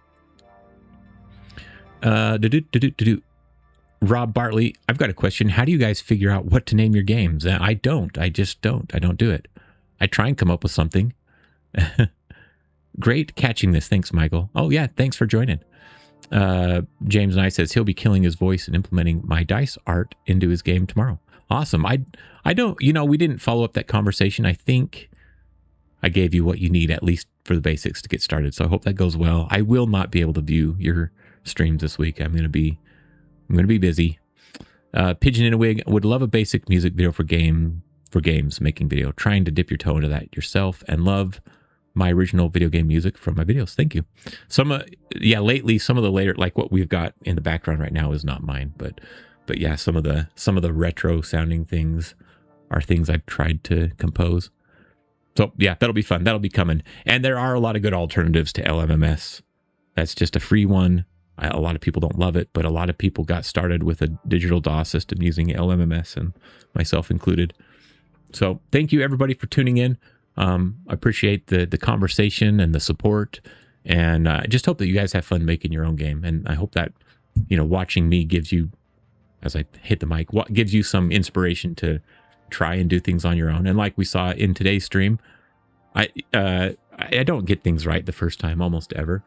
And so, you know, like with the projectile stuff that we were doing, I thought maybe I'd pull that off. Something slightly wrong with the math. I don't know what, but that's okay. Like, that's completely normal. Give it a break, come back, try it again. And you guys can figure these things out just as well as I can. There's nothing special about me.